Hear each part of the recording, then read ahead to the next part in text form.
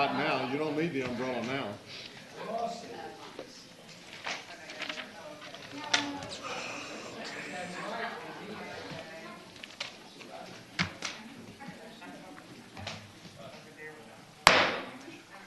Clerk will call the roll.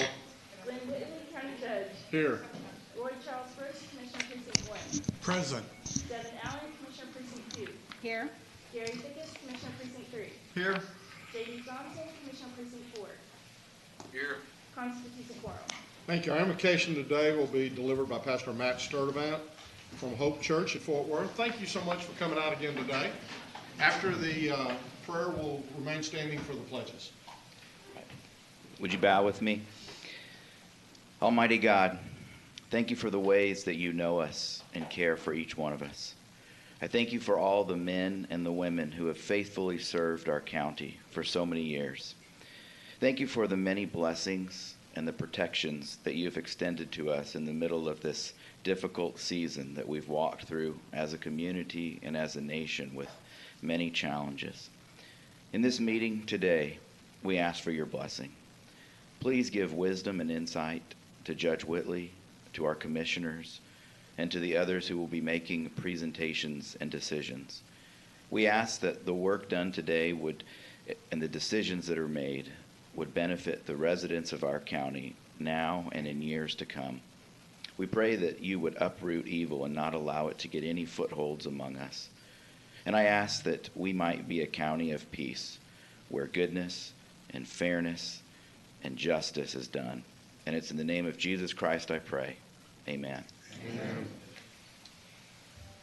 I pledge allegiance to the flag of the United States of America and to the republic for which it stands, one nation, under God, indivisible, with liberty and justice for all. Honor the Texas flag. I pledge allegiance to thee, Texas, one state, under God, one and indivisible. Thank you, Reverend. Thank you, Pastor, for coming out today. I appreciate it very much.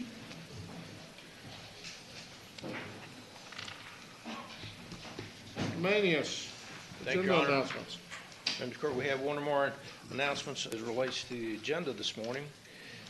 If we can go first to the County Administrator section, this will be item 8A2. We're going to hold that particular item until next week. Also, under the District Attorney's section, item 8D1.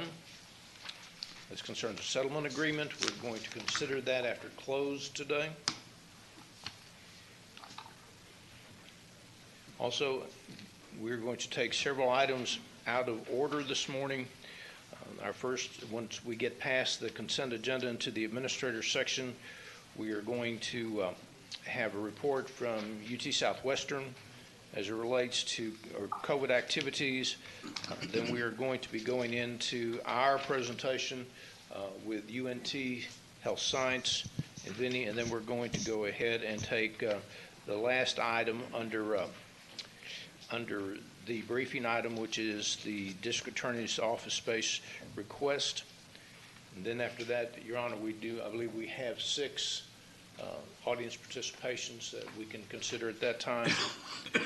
Also, members of the court, just a note, the Project Evaluation Committee of the bond program is meeting on Thursday at 2 o'clock. Well, it's one of their 3 call meetings, and they will be meeting at the Family Law Center on the 2nd floor. Thank you. Thank you, sir.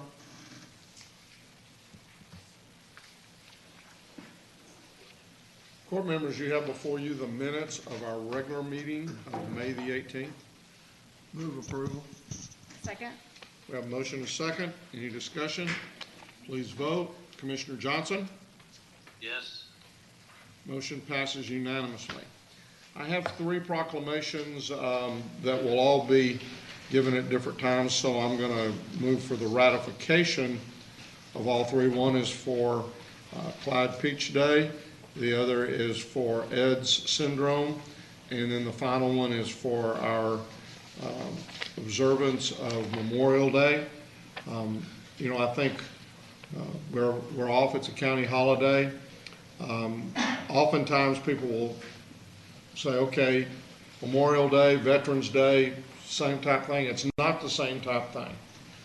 And I hope that all of you, as you approach this coming Monday, will observe Memorial Day and remember it's honoring those people who made the ultimate sacrifice of their lives so that we enjoy the freedoms that we just many times take for granted, some of which will be demonstrated here today, really all of which by the fact that we're allowed to meet and do things without,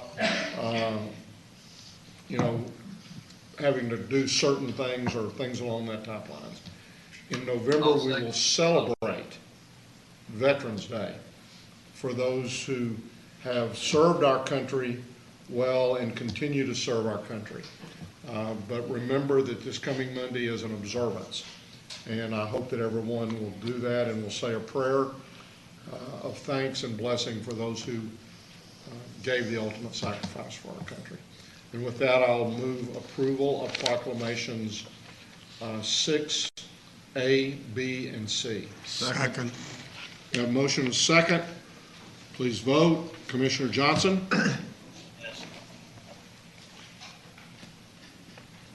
Did y'all see him say yes? Yes. Yes. Yes, he saw me say yes. The motion passes unanimously. Thank y'all.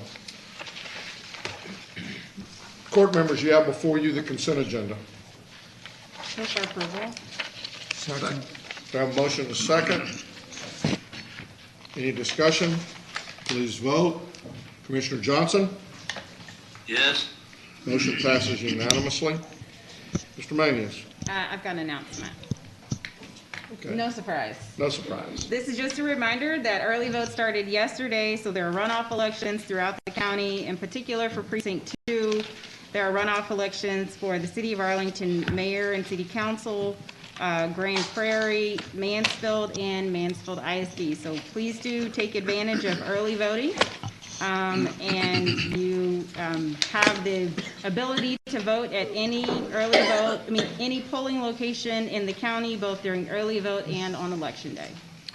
In addition, there are runoff elections in the city of Fort Worth as well, where citizens of Fort Worth will choose a new mayor and 4 new city council persons. Same rules apply. Vote anywhere you decide you want to vote, but go vote.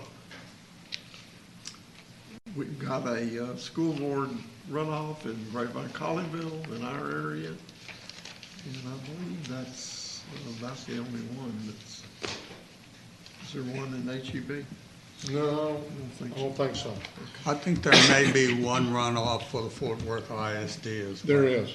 Yeah. There is one for that. And, Yeah. so please exercise your right to vote, again, given you by the sacrifices of many who we will remember on Monday.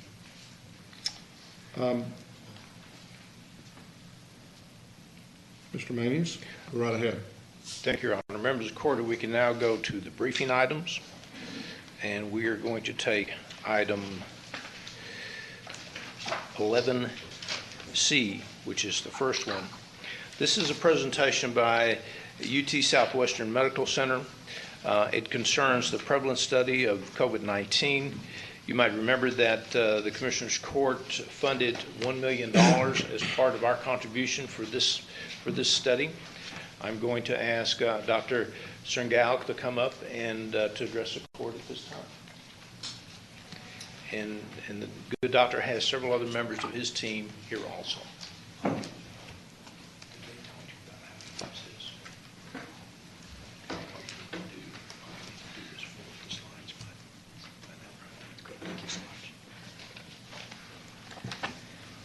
Thank you so much. Before I start, I'd like to thank the court on behalf of myself, study team, UT Southwestern, and THR for your support of the study, not only financially, but your engagement throughout the entire study.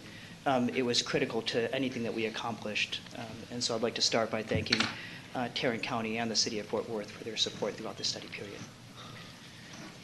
So I'll go through over the next 10 to 15 minutes just giving an update in terms of the study, what we were able to accomplish. So here you can see the aims of the study. One of the three aims were to measure the prevalence of COVID-19 in the Dallas-Fort Worth area and to see any disparities that were observed by multiple sociodemographic subgroups that we'll walk through during the presentation. We wanted to understand the development and duration of immunity to COVID-19 and monitor for emerging hotspots that could then inform public health measures to mitigate any morbidity and mortality related to the infection. And then, as you'll hear, we wanted to engage the community as a trusted and transparent source of information about the COVID-19 pandemic as we went through this as a community. This was not a research study that we wanted to happen in isolation. We really wanted this to be a collaborative effort from day one. As you may recall, this really started as a population-based estimate where we invited people from Dallas County and Tarrant County to complete the study. And as you'll see throughout the initial months of July through September, we had over 1,000 people complete the study from the community in a relatively short period of time.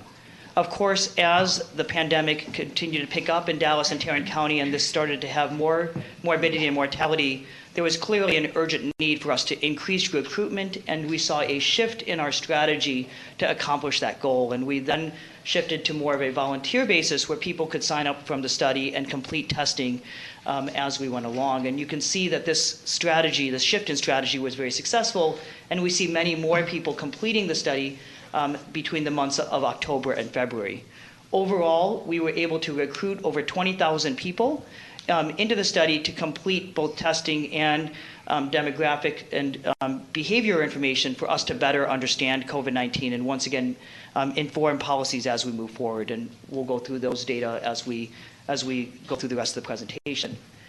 I think as we went through this, there were certain things that we expected as we started the study, and this was very early in the pandemic. We expected relatively low prevalence rates here in Dallas and Tarrant County, and we didn't know when the vaccine was going to become available. We didn't know if this was going to be a 12 or 18-month period or much longer.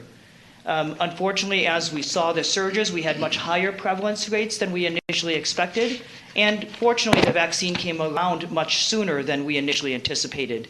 Given both of these changes in the reality, we once again had shifts in terms of what we did, and once again, instead of the initial recruitment goal of around 40,000, we were able to accomplish all of our study goals with a sample size, once again, just around 21,000.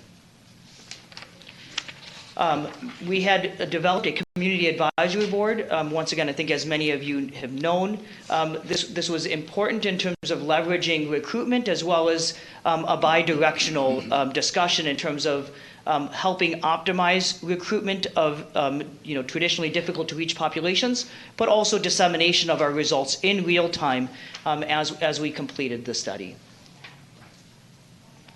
For the remainder, we'll go through several of the outcomes and ongoing activities, starting with the investigation of factors driving COVID-19 and any racial ethnic disparities that are observed. So here you can see a map of Tarrant County, and I think the first thing that you can see on the left-hand side of the slide is that we were successful in terms of recruiting participants across all of Tarrant County, and we were very proud of this in terms of having geographic diversity in terms of all of the members across Tarrant County. So as you may recall, we had established testing sites throughout Tarrant County and tried to make this as convenient as possible. And as you can see on the right-hand side of the slide, given the fact that we had representation from all across Tarrant County, this allowed us to pick up the geographic hotspots in terms of some areas being disproportionately impacted by COVID-19, as you can see highlighted by the darker red areas compared to the lighter red areas. And I think those are important for us, not only in terms of the COVID-19 pandemic, but also as we move forward into other diseases in the future in terms of potential areas that can be more impacted than others. Here we can see also the changes in COVID-19 as we went through the pandemic. You can see that relatively early, August to October, we saw lower prevalence of active infection, which is delineated in the blue bars, as well as prior infection, so resolved infection, as delineated in the orange type bars. And you can see, as we saw the surge in the community, you can see once again this was reflected in our test results, and you see most notably in January and February, over 15% of the participants had a prior history of COVID-19 at that time. As many other studies have shown, we did observe racial ethnic disparities in the prevalence, with higher proportions among Hispanics and non-Hispanic African Americans than were observed in non-Hispanic Asians and non-Hispanic whites. We also, as you may recall, not only did a community sample, but we also engaged businesses both in Dallas and Tarrant counties. And this was very successful here in Tarrant County in terms of having business recruitment across many different sectors. And you can see on the left-hand side of the slide the participating industries. Once again, given the strong interest in school and childcare, this was a particular group that we engaged in Tarrant County. And with this, we were able to see the prevalence of COVID-19 in those businesses, both in the dedicated business sample, as well as some people who were essential workers who were recruited through the community sample. In total, over nearly 7,500 essential workers that were recruited through the study by both means. For the next part, in terms of characterizing the link between behaviors and COVID infection, I'm going to turn that part of the presentation over to my co-investor, Dr. Tiro. Good morning, and thank you again so much for all of your great assistance in the community engagement activities. As we pivoted to the community sample, the introductions that you made to our community organizations to facilitate recruitment of our underrepresented minorities were critical and made a tremendous difference, as you saw in the change of participation over the months. And it was such a pleasure to partner with you on that recruitment effort. What you see here is now looking at what happens when we look at the association between behaviors and COVID infection. What we saw as a whole was that most people during the time that the study was in the field wore masks most of the time, 92%. And what you can see on the right-hand side is the difference in COVID infection rates between those who did not report wearing masks all of the time in green versus those who reported wearing it some of the time, mostly, et cetera. And so what you can see is higher infection rates among those who do not wear masks consistently. Of course, this was implemented prior to the vaccination was available, and it really shows the impact and difference of what mask wearing can do in terms of reducing infection. What we also looked at was whether people reported eating inside a restaurant and how that was associated. Around 26 to 29% of all of the different race ethnic groups who participated reported eating inside a restaurant, except for Hispanics, who had a higher reported prevalence of that at 34%. And what again you can see when comparing those who said that they all or most of the time ate inside a restaurant during the time period had higher infection rates than those who did not eat inside restaurants, exposure potentially through restaurants. Did you, excuse me. Yes. Did you discover any correlation between eating inside a restaurant activity and the prevalence of food deserts in That's an interesting the question. communities where those statistics were taken from? It's a really interesting question that we haven't explored yet, but I'd love to explore that with our geospatial expert who can look at the prevalence of restaurants across the geographic space and then look and see if we see differences based on food deserts and grocery stores. So if you may well find that those persons who had a higher, those African Americans and Hispanics who had a higher behavior of eating inside a restaurant did so because there were not available food options in their communities. Exactly. I think the other thing that we should be exploring in what we'd call a multivariate, so multiple variables at time, would also be about the essential worker status combined with eating inside restaurant behaviors. And we're still, again, in the preliminary part of analyzing that data, but I will make note of that and get back to you, Commissioner Brooks. Yes, thank you. Another thing that we looked at was whether people reported engaging in social gatherings in their homes. 9 to 14% of all racial ethnic groups reported attending social gatherings, all or most of the time. And again, for particular groups, we saw higher infection for those who engaged in those social gatherings than those who tried to avoid those. And then finally, when we looked at one of the hypotheses that was suggested earlier on when we talked with community groups was what was happening in terms of multi-generational households or larger households. So 9 to 17% of our groups lived in large households where they had 3 or more adults with kids living in the household. And what you saw here on the dark blue is that large households with children had higher infection rates than smaller households without children. And so you can see that as a consistent trend across all of the groups, potentially signaling exposure through the number of people in the household. And so the next section that we'll be talking about here, and all of these are preliminary data. I would love to have more final data presented to you, but we're still in the midst of doing our multivariable analysis. What Amit will be talking with you next is about our testing for emerging variants in the samples.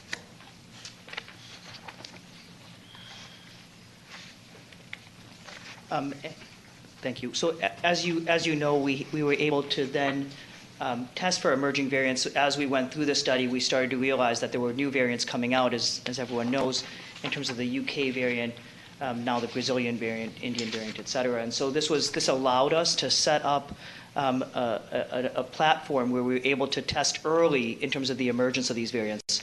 As we were going through the study period through January, we actually found no variants outside of one case early on of the California variant, but there were no other variants that were of concern in the study period.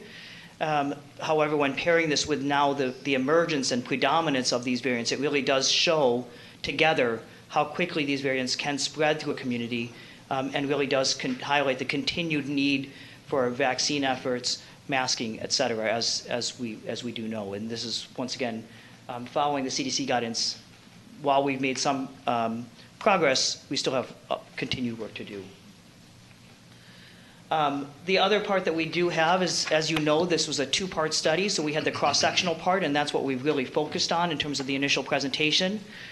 We are now in the process of launching the longitudinal part of this study, and we think that this is important for several different reasons. The first is this will allow us to see the persistence of any symptoms, and this is particularly important as we've started to hear more and more long hauler type symptoms, or post-acute sequelae of an acute infection, and these symptoms can persist. And so this longer, this longitudinal part will allow us to evaluate the long-standing effects of undergoing a COVID infection, and then also we will be able to also recheck antibody levels, and so this will also give us some insight in terms of the duration of immunity. Once again, important, even in a post-vaccine world.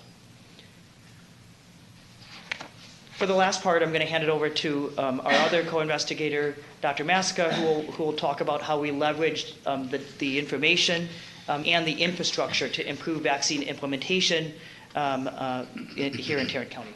Great. Thank you. I appreciate the time of the Commissioners Court.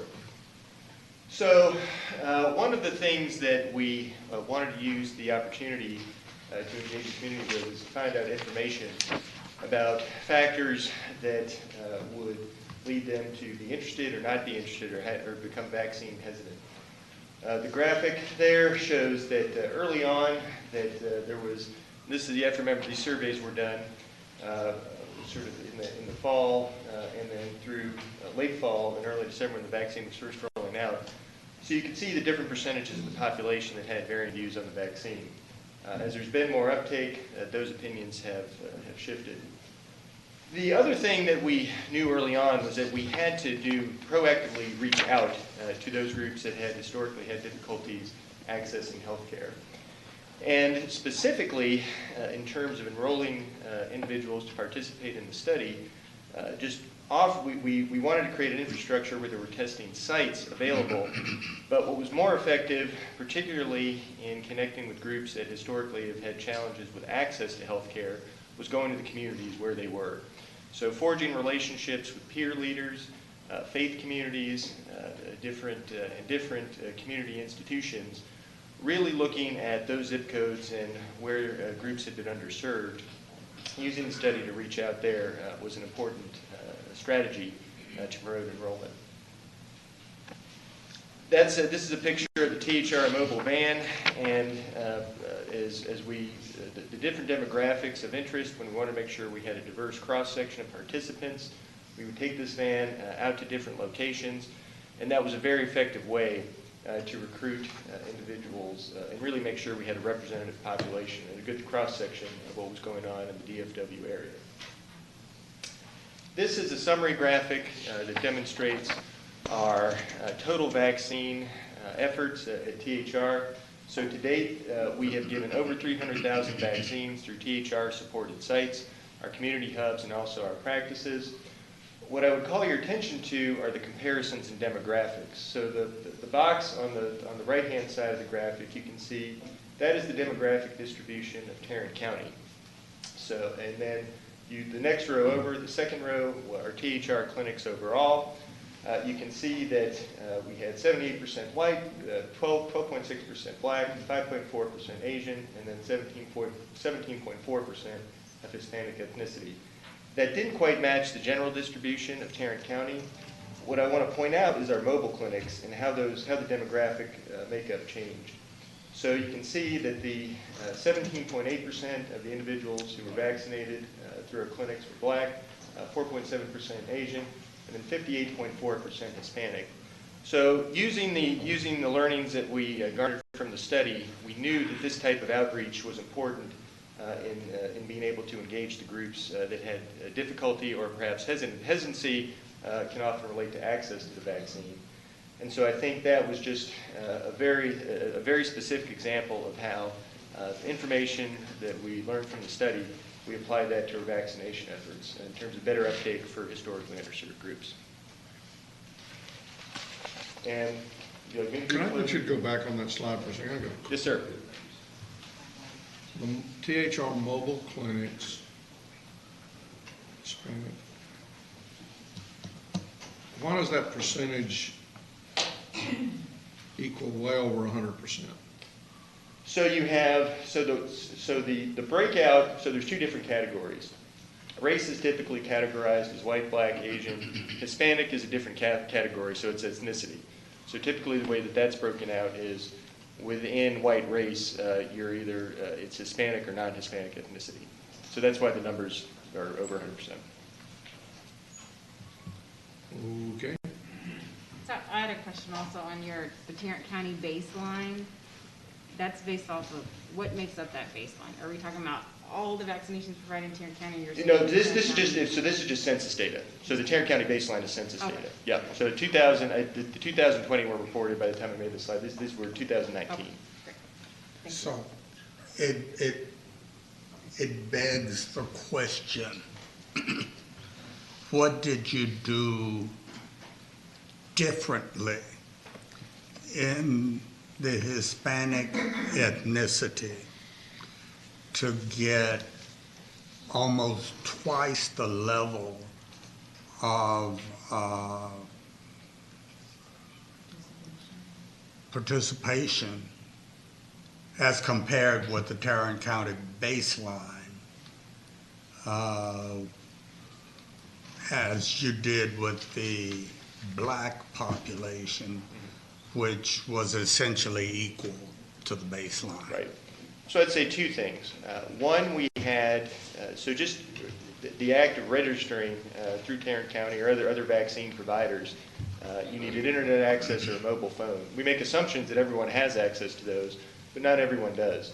So the first part was having registration events and actually helping people that may not have broadband internet access or reliable cellular access, and helping them register to get on the right sites to be eligible or to sign up for the vaccine. The other was the act of bringing the vaccine mobile, basically pop-up clinics, either through a van or a tent that you would stand up and be able to provide access to vaccines for those communities. So it was really bringing the care to the populations that needed it the most, plus the augmented registration. So those were the two factors that really drove uptake. And I think the other element of it, and we've talked about this in the study, is building trust. It's one thing to ask people to come to you, but when you come to them, it's an act of community engagement and trust that, as we know, has been very important throughout the pandemic, trying to establish those bridges of being a trusted source of information. So those were the factors that I would say led to the successful uptake. And the last was engagement of community and peer leaders. Again, it's one thing to hear something on the news or on a press release, but to hear something from a trusted community peer, a leader, that was also an effective strategy. And I think earlier on in the presentation, the Community Advisory Board was mentioned.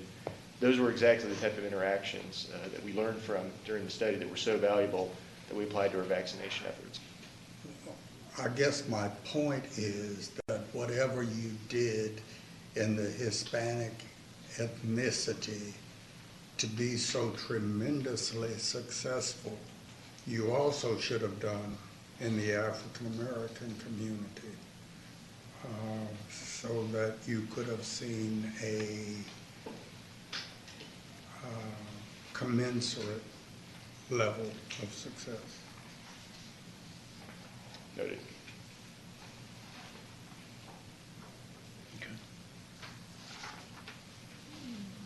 Any other questions?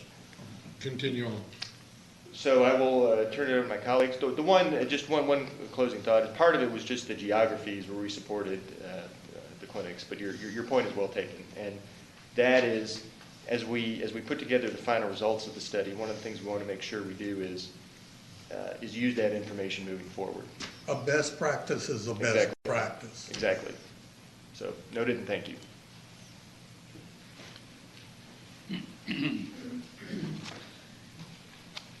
So, in conclusion, I think there are several key study takeaways.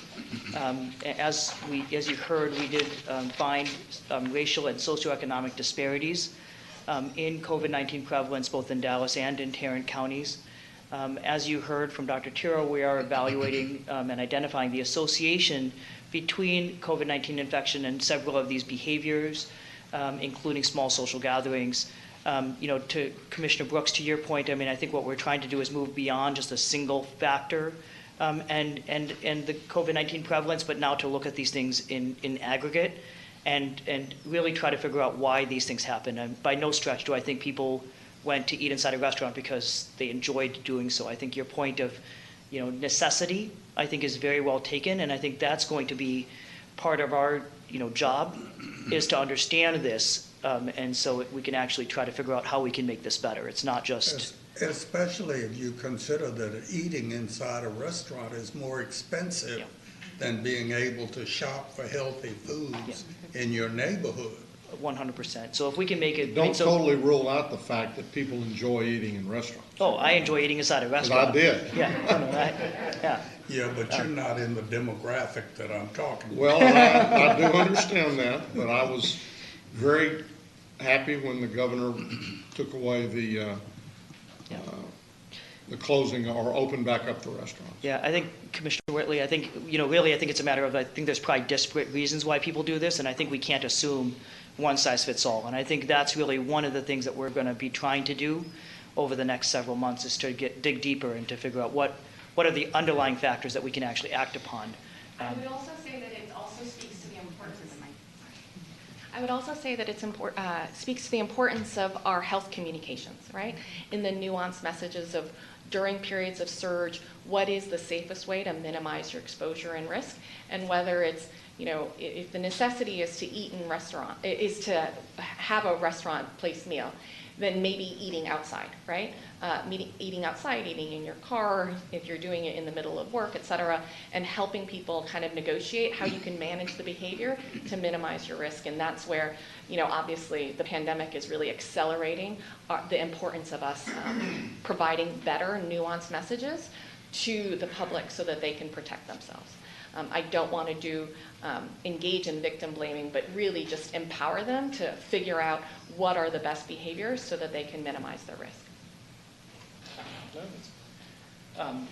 Third, you heard from Dr. Maska in terms of developing infrastructure that's being leveraged to address vaccine hesitancy and really facilitate vaccine dissemination overall, as well as in, once again, racial, ethnic, minority communities particularly.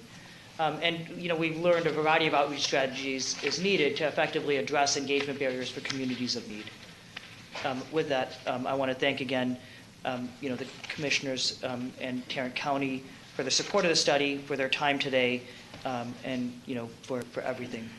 I want to go back, and it was along the lines of what Commissioner Brooks was asking. And in your mobile clinics, and this may be for your question,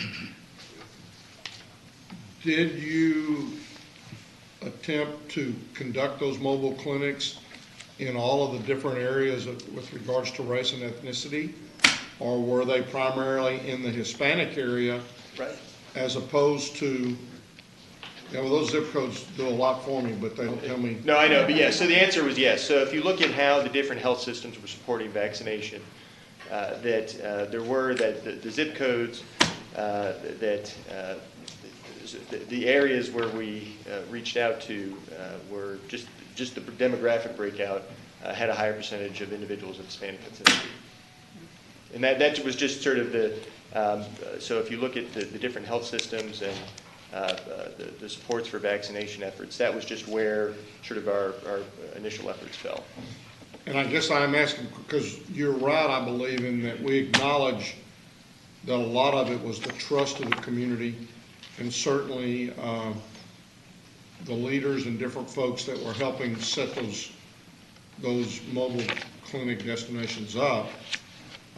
But I wanted to, what we don't see, and I guess short of just asking for the numbers, how many mobile clinic settings did you set up in Hispanic communities, and how many in the African American? I will get back to you with the details on that. Okay. We recognize this is an extremely valuable study and that there is a lot to be learned from the data that you have collected. I would like to encourage you, especially on the longitudinal study, to continue to analyze that data and try to come to conclusions that are meaningful about the various ethnic groups and their behaviors and their attitudes towards vaccination, and to continue to share those with us and with the public. Yeah, to that point, I would agree with what Commissioner Brooks has encouraged you all to do, which I know y'all are working on, but I'm mainly interested in those policy implications, which I know that you all had some here based off of your initial work. If we could go to that slide. Yeah.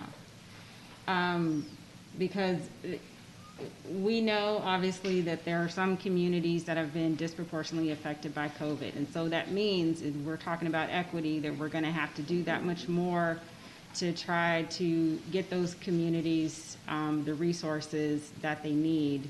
So I would mainly be interested in what we find and how that's going to guide our policy decisions from an equity standpoint. And I want to thank you all for the work that you've done. You all have been great partners. I know we did a lot of stuff to help to do outreach with the business community and throughout Precinct 2 and of course Tarrant County. And I know Commissioner Brooks and I have a call coming up with some African American leaders for you all to present this information. I think that'll be helpful in kind of us digging deeper and figuring out what more that we need to do to make sure that our community is served. So thank you. Thank you to the county and thank you to the commissioners. Thank you all. Thank you.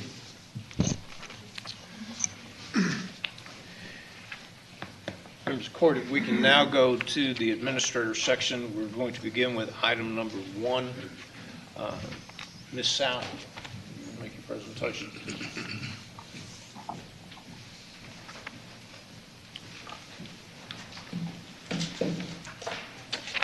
Good morning.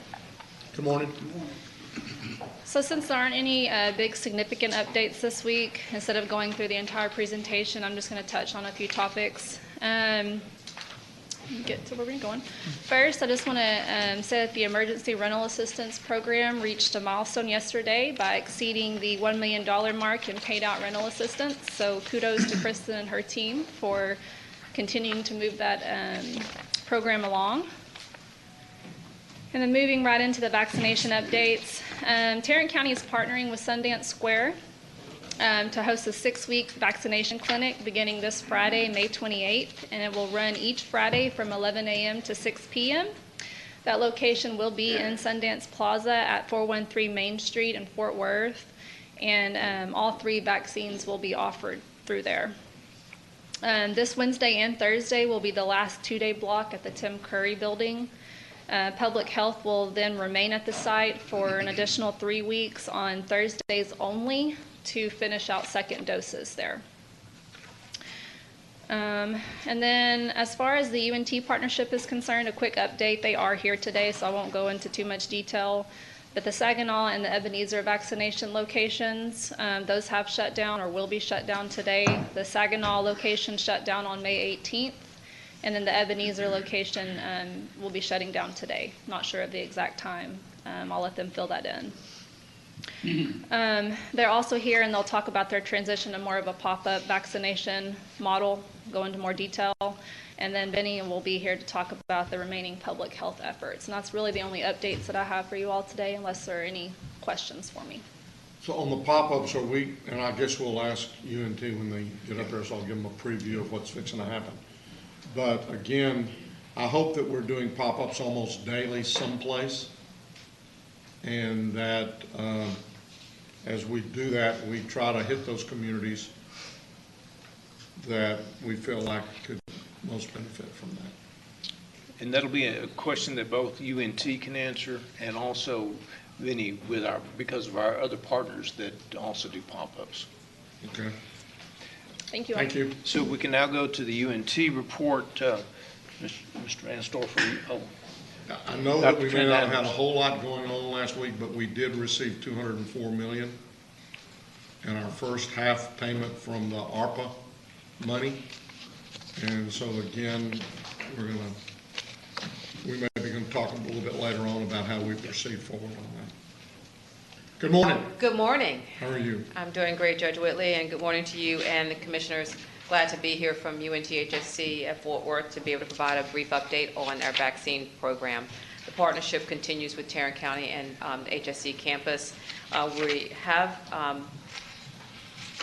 let's see, go to the next slide here. We've completed quite a bit of work to date. We have 3 sites that remain open. Saginaw is closed as of May 18th. Ebenezer will be closing, as was indicated earlier by Megan, on 5/25. And the vaccines administered through Saginaw were 8,239. First doses were 4415, and second doses were completed at 3824.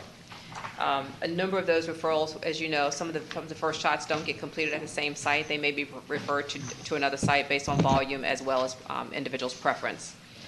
Total vaccine administered as of May 21st was 20,802, and the first doses were 11,558, and second dose 9,244. So as you indicated earlier, we continue to monitor the data for Tarrant County and the surrounding areas to get a sense of vaccine load in the community, as well as moving now to the pop-ups model. What we're learning from the community is incredibly valuable. There is a level of vaccine hesitancy, but there's also some degree of medical mistrust, as well as mistrust in government. So and I'm glad that UT Southwestern was able to present their materials earlier today, because it does validate the approach, the methodology, as well as some of the needs going forward. What I will say to you is this: we still have great needs in the community, specifically in some of the underserved, underrepresented minority communities, but there's also a need to engage people who are in in the frontline worker population that have not received their vaccine. And some of those may be rural areas as well. As we move forward, and David will come up and talk about our marketing and communication to specifically have communication tools at the ready to reach those populations that have not yet received their vaccine, as well as those that have some level of vaccine hesitancy or medical mistrust. Our team has been focused on making sure that our messaging is specifically targeting those needs of the community. And we're getting that information from our stakeholder meetings that we're having in those communities before we go in to stand up our sites. We've learned a lot. We've learned that many communities do not have digital tools. Many of them do not have access to smartphones and computers, but they do listen to the advice and guidance of medical professionals when offered in their language and based on and respecting their culture. What I will say is going forward, we have to be very specific and targeted in our efforts as we have done early on. But now we have to roll up our sleeves and really do things a little bit differently. The mobile sites will require that we are respecting the value of vaccines in the communities, but doing it in a way that's understandable and relatable for those who have been impacted. I'll invite David up now, David Mansdorfer, to come up and share what we're doing around the communications, as well as the marketing campaign, and how we're going to be approaching our pop-up sites. So, Dr. Trent Adams, you provided a breakdown of vaccines administered at the Saginaw location. Do you have a similar breakdown for Ebenezer? Yes, we do. We'll do the closeout when we come back. We'll send that to you as soon as we close out at the site. We didn't have time to analyze that data. What we'll also do is do a summary across all of the other demographic breakdowns by zip code and race ethnicity for you as well. Thank you. Great. Morning, David. Good morning. Glad to be back with you all. So give you, again, an update on the marketing communications efforts. So we're going to have direct mail drops pretty significantly across Tarrant County, hit 5/28, and a little bit after that. Usually it takes 2 to 3 days for a full mail drop to hit. And we wanted to give you some of the ideas of the different modalities that we're working through. So on our traffic campaigns, which are really pushing folks to websites and other type links, we've had approximately 700,000 impressions, click-throughs, or clicks about 9,161, and a click-through rate of 1.32%. I want to show you industry averages just so you can kind of see what other similar type campaigns are, and we're averaging about 50 to 60% higher than industry average when it comes through click-through on some of our campaigns.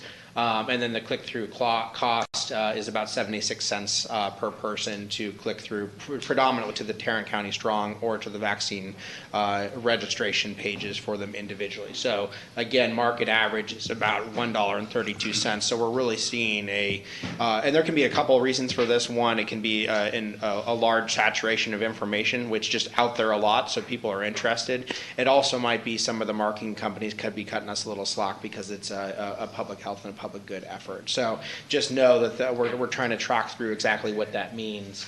But it's all very positive. Our awareness campaign, approximately 4 million impressions, again, roughly 9,800 clicks with a click-through rate of 24%, and then 296. Give you the difference between a traffic campaign and awareness campaign. Awareness is just broad, very broad, not very targeted, and a traffic campaign is a little bit more targeted. So that's why you see the difference in the effectiveness between the two. On the community engagement, our Center for Health Disparities, we're working with our community health workers to assist with various vaccine education throughout the county, and then specifically working with the Tarrant County Homeless Coalition at the moment. Our next community listening session is 6/10/21, and we also thanks very much to GK and Vinny for helping us get through some of the ordinances around door hangers and signs, but we were able to deploy about 50,000 door hangers and signs as well within those zip codes, with a potential interest in continuing to move forward, depending on how effective we see that going. on our digital media, our digital display, and you can kind of see the different images that we're working through. Approximately 2 million impressions with about 1,200 clicks and a 0.06% click-through rate. And then paid social impressions, about 1.4, clicks 5,600, and a click-through rate of 0.39. And probably to the section you all are much more interested in, which is the pop-up vaccine effort.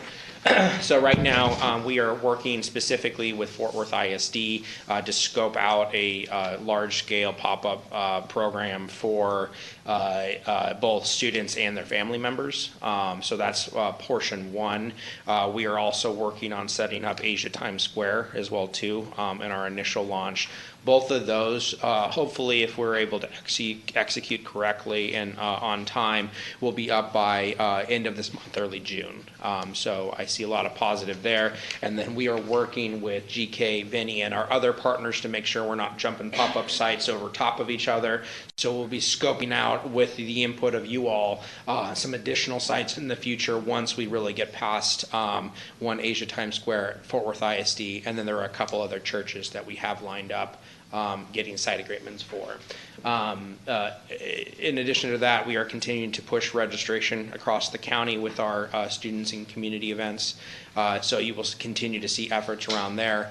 But as we talked about, we're starting to definitely see a wean as the market really comes up to full capacity, especially with the CVS's, the Walgreens, and some of the other areas that are really giving some local access that we won't necessarily want to be competing with, from an efficiency and effective standard. So I think we're going to have some great conversations in the future about how we appropriately make sure that we continue to spend your resources wisely and not be overly redundant in some areas.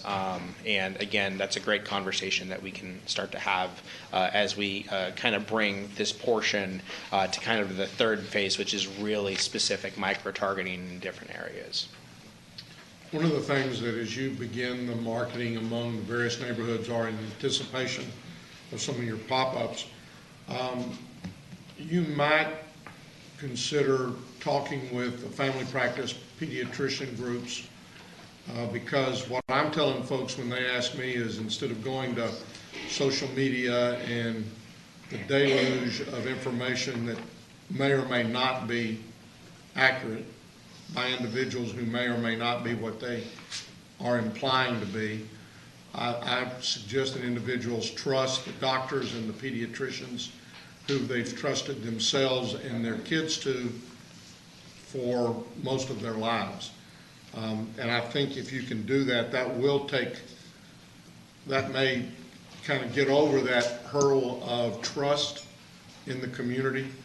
And so you might want to try to talk with that or with the Tarrant County Medical Society and to go through that with them and almost target your communications as you move into like the Asian community, then those doctors that are primarily in that area. I think that, if I pick it up and see that my doctor's on there saying this is okay and this is what you need to do, then I'm going to be a whole lot more likely to just go on and not look at, Dr. Marcus Welby on the internet. Absolutely, and I think go back to reiterate a little bit about what UT Southwestern, and then also that we've been seeing. Trust takes time to build in some of these communities, and we can be a source of information, but we may not be the closer per se. It may be your primary care doctor, it may be another community partner, and we recognize that. So a portion of our efforts are to bring that baseline education to some of these communities, but then allow some of the quote-unquote what I would call closers in your primary care or your local trusted sources really serve as that kind of final point of contact, because we have not as we demonstrated, each of the groups that you all have been working with have our own strengths, right? We are better in certain areas because we have relationships within those areas. As we move forward, I think you're going to see a higher level of interest across Tarrant County in public health efforts, which will build that public health trust. But it's been hard, as you all know, to get into some of these communities without some of those community partners really being the closer per se. David, I believe you had a pop-up location last week at the African American Health Expo. How did that go? That was an effort done by our, I believe, our pediatric mobile clinic. And it is, I think it's as we've seen, it's very positive. It's a positive reaction. But because trust takes time to build, it's going to take us going 2 and 3 and 4 times. And I think a lot of the conversation that probably needs to be had is starting to develop programs where it's not just COVID focused. It's going to be more community health or social determinants focused, because there are other things that I think the community potentially needs or wants more than necessarily a COVID vaccine. But if we can offer it at a co-similar time, that may be a more effective strategy to potentially reaching some of these communities, like, you know, doing something with Fort Worth ISD or doing something in your grocery store or churches, partnerships with food drives, other things that can meet a more immediate and urgent need, as opposed to something that's a little bit more ancillary for what's on some of these folks' minds. David, how is the UTA site going? It's a little it's decreased over time. So we had hopes that because of the community and the large kind of population that's around there, that we would be able to see a significant uptick. But functionally, it is, I believe, averaging between 40 and 50 shots a day. So not something very significant. Again, positive within that area, but I think we're starting to see, definitely, as we've mentioned before, long-term static sites are just not going to be effective moving forward. We're going to keep that one through, as we are going to keep Ridgemar through, to make sure we keep the trust within the communities that have approached those sites to begin with. But functionally, there's really no effective reason, in my opinion, for any site to be there for more than 2 or 3 days. And that's across the county. Have you talked to Miss Tilly in Arlington? Tilly Bergen? I don't believe I have. No. I believe someone on our team has, but I don't believe I have. Please make sure someone has talked with her, because she's trusted, and if she's got a group of folks, she may very well be able to tell you where the best pop-up clinic might be. My guess is that y'all have talked with her and that she is. I mean, she would, and others, and, you know, I would, on subsequent updates, I want to see numbers of the performance of the UTA site. Yeah. And then also just more communication. If there's something more that my office can be doing to help, or that I can ask community leaders in the area to do, I can't do that if I don't know that the need is there. So Absolutely. We'll make sure that as we move forward, maybe we get a little bit better regimented on data drops for you all. great. Any other questions with David? Thanks, sir. Thank you all. David. And then if we can now move to Mr. Tenage's presentation.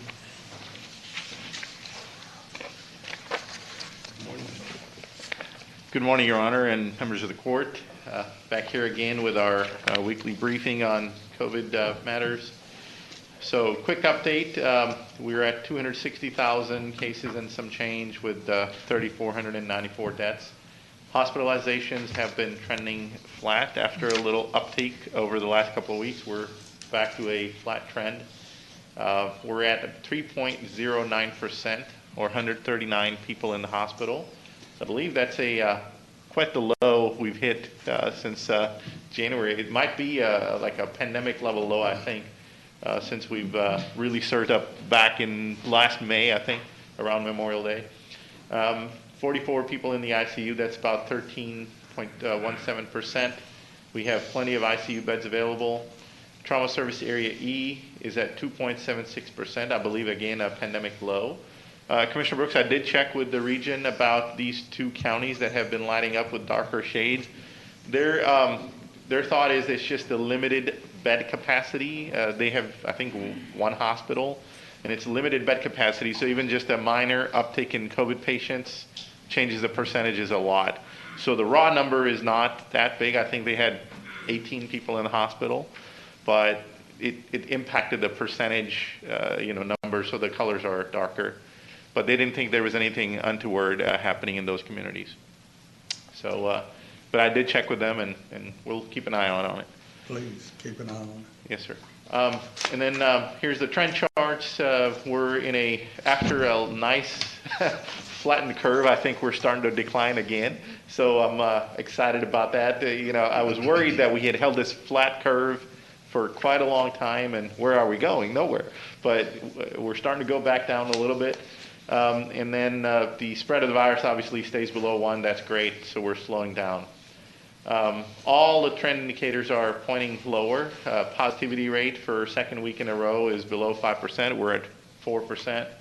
Like I said, our hospitalizations have flattened out again after a minor uptick, and the case rate is starting to drop lower. I think we're at 34 per 100,000. What a far cry from 928 per 100,000. Drastic drop. And in no short measure, the success of the vaccine, obviously speaks for itself right here. One of the questions our judge had asked a couple of times, and I had to go back and look at the data with the team. So when do we go from moderate to low? The percent of positivity is actually lower than where we want to be, but the case rate has to hit 10 or below. So there's now CDC guidance out, and we're going to link that up on our website. We had followed a very loose definition they had earlier on in the pandemic, but they now have color-coded guidance out, which exactly is what we've been following. It's just that it wasn't out there. We had gleaned it from several other health departments that were using it, but now that it's on the CDC website, we will link it up and continue to follow that. So what do we have to do? So the positivity rate would have to be below 5%, which we're there. Case rate has to drop below 10 per 100,000. So we're at 34 per 100,000. So just a little bit more effort downwards and we'll be there. So those were the two main things that the team pointed back to. But here's a trend chart that we've shown once in a while, but what a drastic change. Obvious flattening of the curve right there on the top. We are now 56 days into the last 10,000 cases to accumulate. And as you can see, we had accelerated where we were adding 10,000 cases in a matter of 3 or 4 days when things were surging back in November, December timeframe. So it's quite a drastic change that has occurred. I don't think, other than the early first 10,000 cases that took 107 days where everybody stayed on lockdown and all those type of things, this has been the slowest 10,000 that we've had in the community, so that's great news. U.S. trend, significantly improving. As you can see, the numbers have been dropping quite rapidly. Overall, vaccination efforts are quite successful. Even though there's a lot more work to do, almost half the country has had at least one dose. As you know, it does have an impact. Even a single dose gives you some protection. Fully vaccinated obviously is better. That's at about 39% of the country. So global trends, there's always something that's brewing out there that keeps me worried. You heard about the spike that happened in India. It's been a major, major outbreak, but now there's a new spike that has occurred in Japan, in the Osaka area. It's a port city. U.S. State Department yesterday or day before yesterday issued a level 4 travel warning. Do not travel to Japan, especially with the Olympics coming up in the next couple of months. That's a big concern because people from all over the world are going to go there. UK variant seems to be the predominant strain in that major spike. Things that are complicating, common theme all across the world, people are tired of masks, so restrictions are being lifted. That happened in India, that happened in Japan. The guard was down, and then a spike happened. Now, the additional problem there was they didn't have enough vaccine. They just approved their Pfizer and AstraZeneca availability. So their vaccination rates are obviously a lot lower than U.S. But Japan's not the only one. India still has a major outbreak, even though the trend is declining there. It's still significantly high. Sri Lanka is on a level 4 alert as well, spillover effect from India, neighboring country there. So a lot of different parts of the world still have major issues. But overall, roughly 7 billion people in the world, 1.3 billion doses have been distributed. So that's a major effort already underway.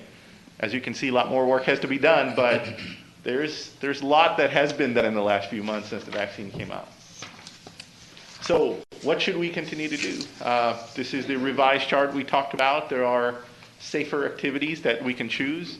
Memorial Day weekend is coming up. If you're fully vaccinated, feel free to enjoy with your family. I know a lot of folks have kept away and not met with their family members throughout the pandemic.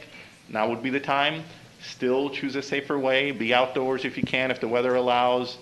Try to maintain a distance. You know, if you have family members that are not vaccinated, then continue to wear a mask, because for their safety and yours, the activities on the left can be chosen with a mask. But otherwise, you know, people that are fully vaccinated can go back to enjoying life to normal as we can at this point. So that's kind of the advice for Memorial Day. Less guarded than last year, obviously, but still some caution to be had as well. So quick update on the vaccine clinic schedule. As you all heard, you know, there's a new site that's opening. It's at the Sundance Square. We're going to try, I think, first on Fridays, 11 to 6 p.m. That's after some conversation on what's the most foot traffic they get from families, especially with young kids. We will try later hours as well. It's just, you know, we'll kind of let the traffic dictate when people come. And the initial plan is about 6 weeks, you know, see how it goes. If the traffic holds, we're obviously happy to be there longer, but we're going to try to be there. And all three vaccines are going to be available. So we'll have Johnson & Johnson, Moderna, and Pfizer. And I'm hopeful that while we're here, Moderna does come through with their approval. There's been news out there that their data is showing 100% efficacy for 12 to 17-year-olds, and they're going to apply with the FDA for that emergency use authorization to open up that age group. So that's great news developing right there. A couple of pop-ups I wanted to point out. Oh, I almost forgot. The public health clinics. Since about 2 weeks ago, we opened up, I think, 5 of our public health clinics fully, and they have COVID vaccine available as well. No appointment necessarily. Obviously recommended that you come with an appointment, but again, people can just walk in. Staff know to offer that to anybody that's coming in that's eligible for a vaccine. We ask if you've been vaccinated, and it's being offered. Uptake has been slow. What are those 5? Oh, I knew you were going to ask. I will send the chart. I don't want to misspeak the locations, but I will send the chart. It's available. And it's on our Vaccine Finder website, so tarrantcounty.com/Vaccine Finder. That has been there since they opened up clinics. So all of those locations are there, but I will send the chart as well. And then a couple of new pop-ups that we're working on. There's a lodge at Bear Creek in Grapevine. So it's going to be a pop-up clinic today, 1 to 4 p.m. That is open to the public. It's been advertised through the city partners and so forth. And then there's another one happening on Thursday. It's West Park Rehab, but they wanted a closed pod where they only wanted their membership to have the vaccine. So the public's not invited to that one, but there's plenty of other opportunities. With the Memorial Day weekend coming up, our public sites will be closing for the Memorial Day weekend, but a couple of partner sites are going to stay open. The Slash Days drive-thru, which is being run by Curative in White Settlement, they'll be open on Saturday, 8 to 2. And I believe the site at UNTHSC at the Ridgemar Mall is going to stay open 11 to 7 on Saturday as well. So that's what we have on the schedule for the clinic. Otherwise, you know, we're continuing our extended hours and so forth.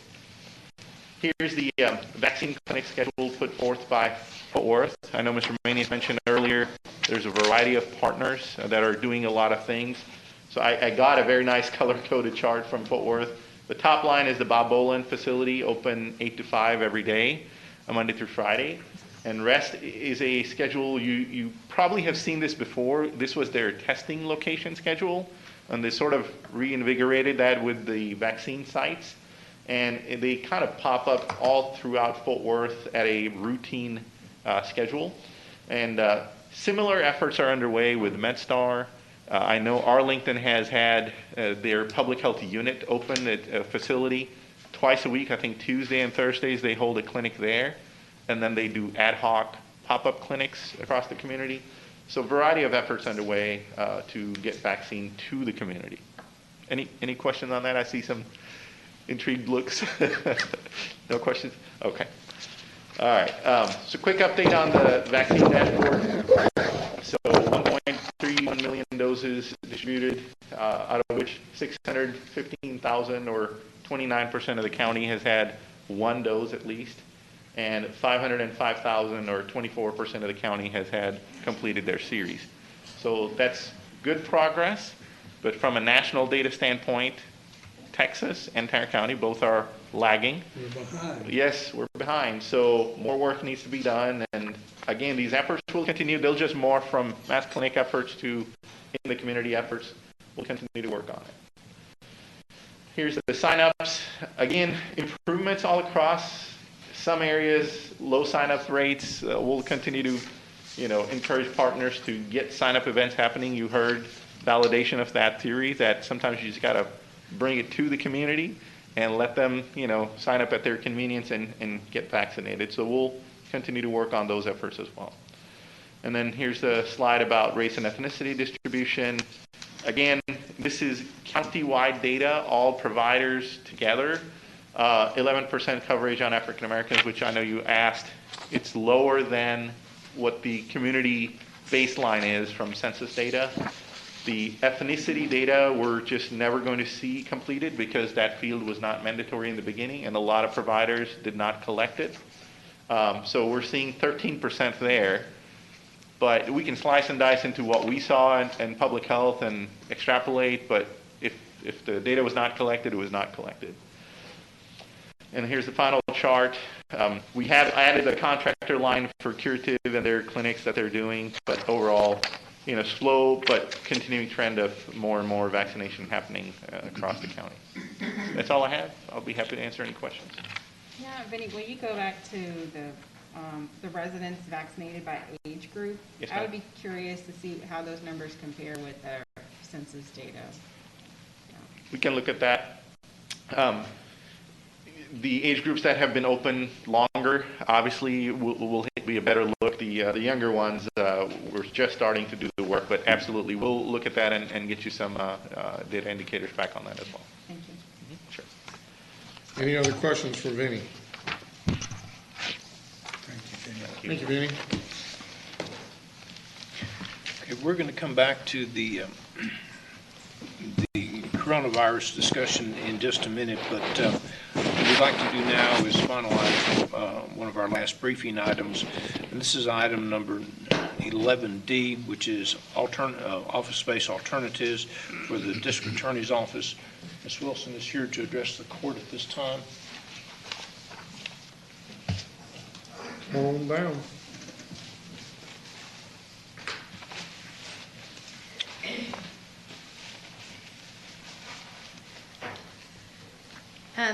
So this is the PowerPoint. It works. All right, so thank you for letting me have the opportunity to speak with you today. I want to give you a little background about the rest of the presentation. I'm going to be here for about 3 to 4 minutes, and then we're asking Michael Bennett to come do a presentation also. So some things that you all already know. In 1990, which is when the Tim Curry Criminal Justice Center, at the time it was just the Justice Center, was built, the population, according to the census in Tarrant County, was 1,170,000 people, 170,103 people. In 2020, according to COG, our population is 2,064,060 people. The projection for 2040 that is frequently used and discussed in this body and others is 3 million people. Our office's employees in 1991, when the Tim Curry building opened, our office's employees were 179. Today, we have 344 employees, 299 of those in the building at what is now the Tim Curry building. When the building opened, there were 10 misdemeanor courts in that building, 5 felony courts, and 2 to 3 magistrates. And this year, 2020, there are 10 misdemeanor courts, 10 felony courts, 14 magistrates. And you all know that in the plan, because it has been discussed here in open court, an additional 2 felony courts and at least 2 additional magistrates. The criminal cases filed from 1991, we filed in our office about 34,992 cases. And this last year, I put 2019 in there because that's the last normal year, right? We filed 48,944 cases, 945. Last year, our case filings were down. They literally reduced because of COVID, and we had 48,638.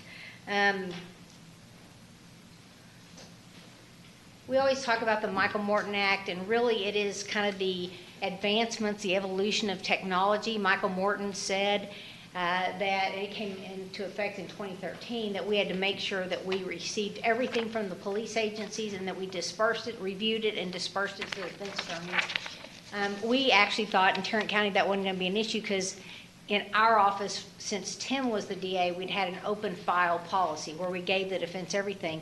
So it's really not so much the Michael Morton Act as the technology, right? We have body cams throughout our county on all of our police officers. We have poll cams. Every agency, every business has their own cameras.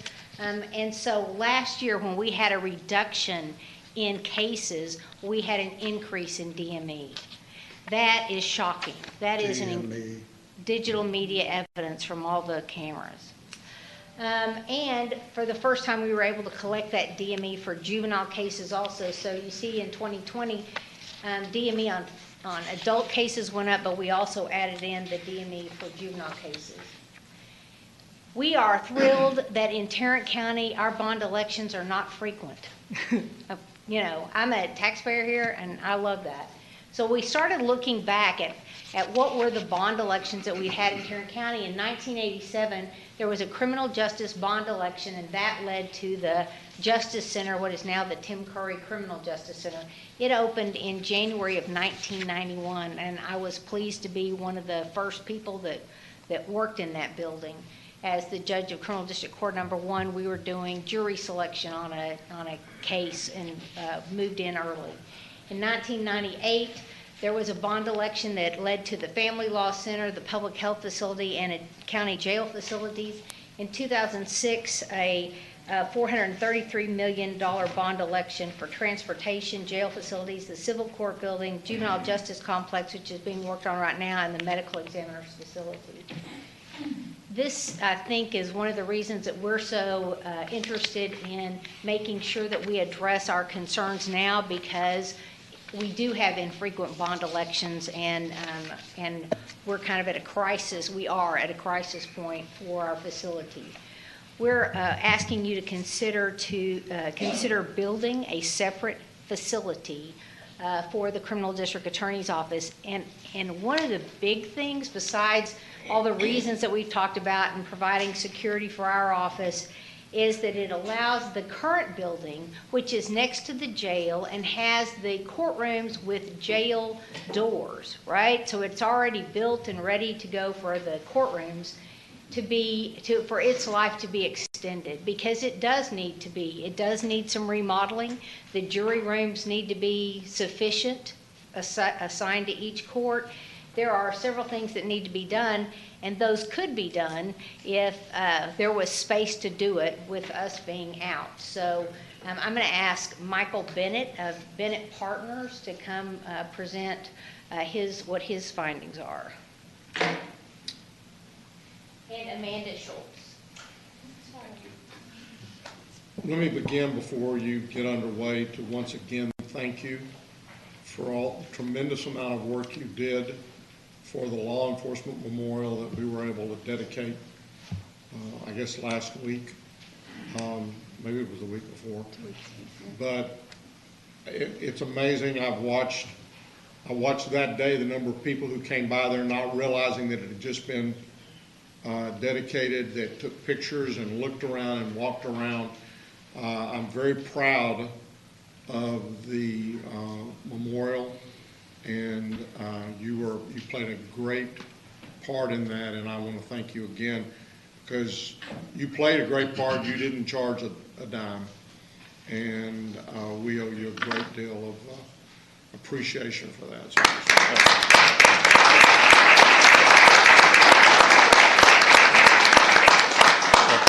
Thanks, Judge. It was our pleasure to be able to do that. It's an important thing, and it's really our pleasure to be able to do that. It's very, very gratifying. And I want to thank you guys, too. As I was listening to the COVID information, I got both my vaccine shots through the county.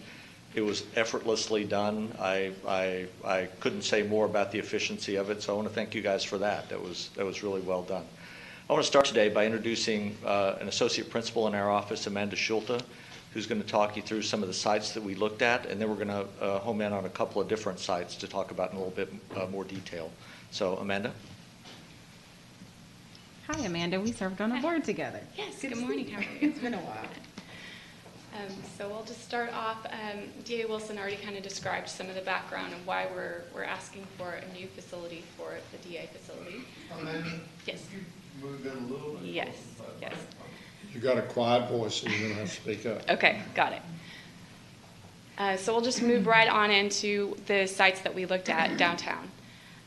First, we looked at the Tim Curry Criminal Justice Center, staying in that location. We also looked at the site just west of the Lon Evans Correction Center, we're calling the 715 Belknap lot. We looked at replacing the building at 300 West Belknap, and then also the Plaza parking lot, a new building on the Plaza parking lot. So just a couple of brief items about each of those sites. Of course, DA Wilson already mentioned the challenges with the Tim Curry Criminal Justice Center. Just want to add to that I know the Tarrant County did do a master plan in 2014 that addressed a lot of the departments in that building. But since 2014, we're 7 years later, the DA office has continued to grow, and their growth over those 7 years has basically led them to, I guess, get to the edges of that master plan. There's really no more room for them to continue to grow in that building.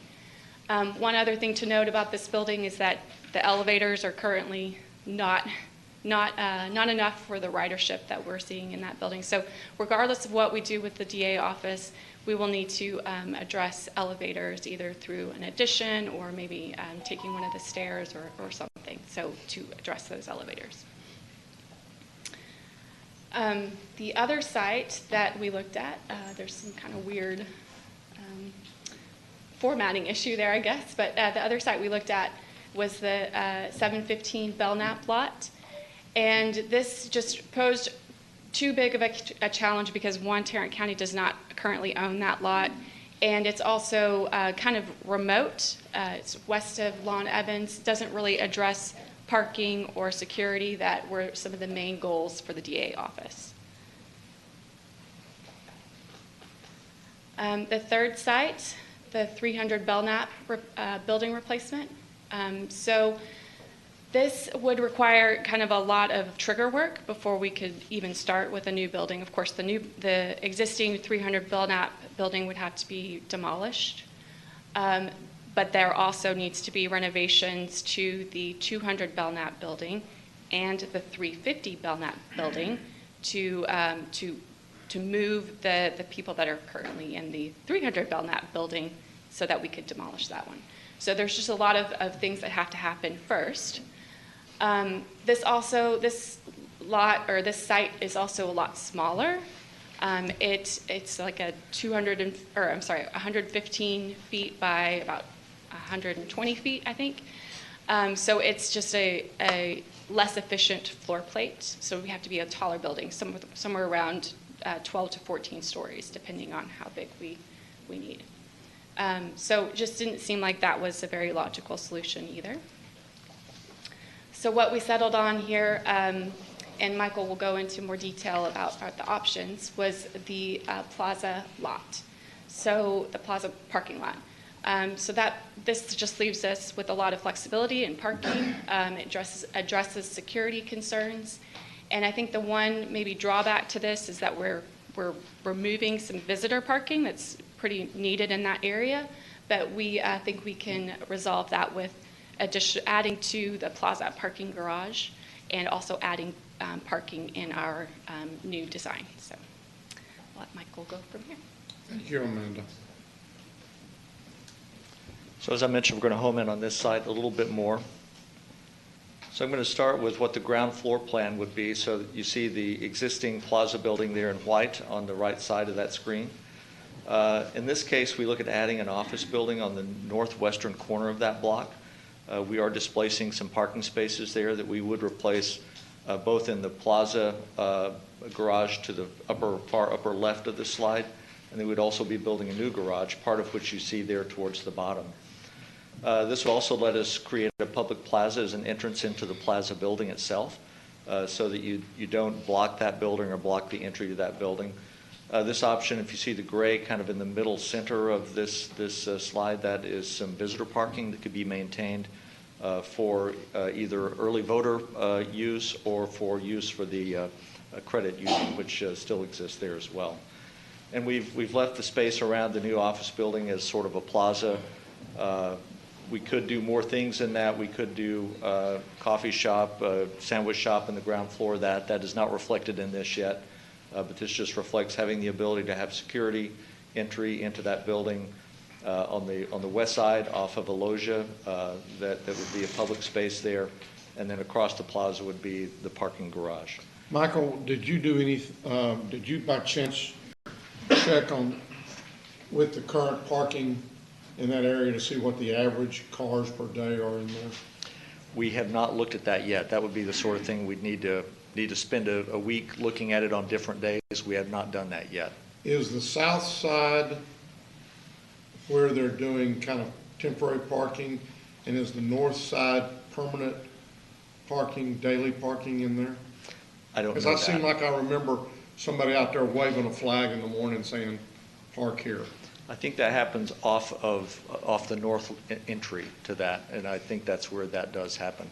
One other thing relative to parking is just the uncertainty of the LaGray Field parking, that those 300 spaces that you're currently leasing, that land's currently for sale, so those may go away.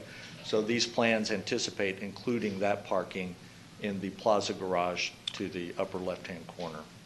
Yeah, when you look at the south piece of that parking area, there's in the plaza building, the sheriff's department has a large number of their offices, so they park a bunch of their vehicles there.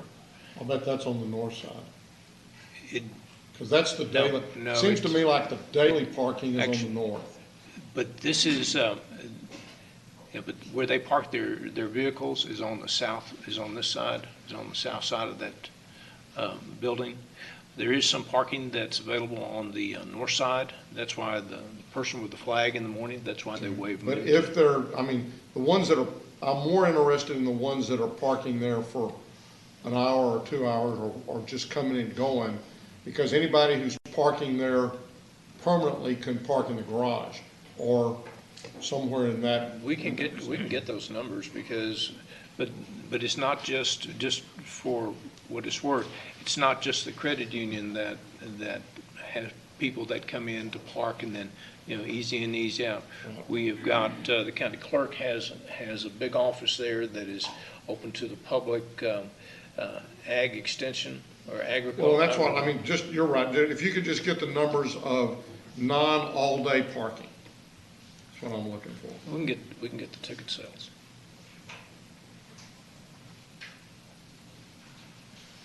In this particular option, we have a basement parking that extends all the way from north all the way south to 2nd Street. This is accessed in two ways. If I go back to the upstairs plan, you'll see where it says secure parking, where the G is there, that's one entrance to this garage. If we go down, then you'll see those two existing ramps that serve the basement level of the plaza building could also be used as entrances and exits to this parking below grade. In this garage, in this case, the parking connects to the upper level.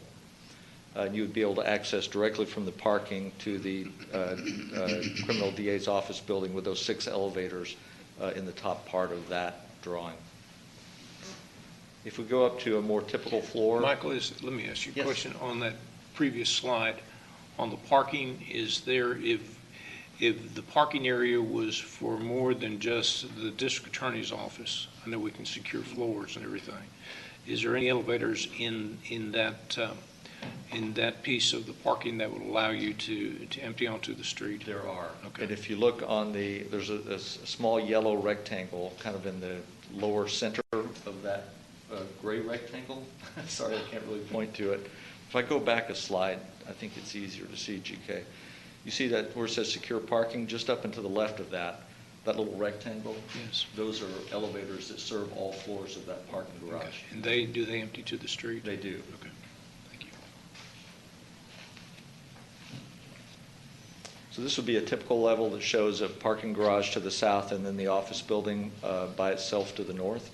This is a very efficient office layout. It's kind of a typical office floor. It's about 22,000 square feet. So it'd be really efficient. We could make it a little bit bigger if we wanted. It's pulled back from the street just to kind of buffer that a little bit. The same with the parking garage. We pulled it back to be able to landscape around that.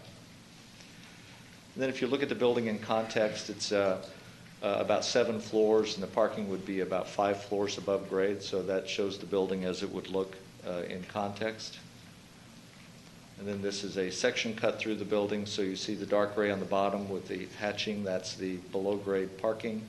You see the lighter gray to the right, that is the above grade parking, and then you see the office building there on the left side of the slide.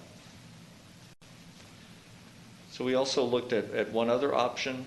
This option, by the way, if you're comparing to downtown buildings, this is sort of like the old Tandy Place or City Center, that there's a garage that goes underneath the building.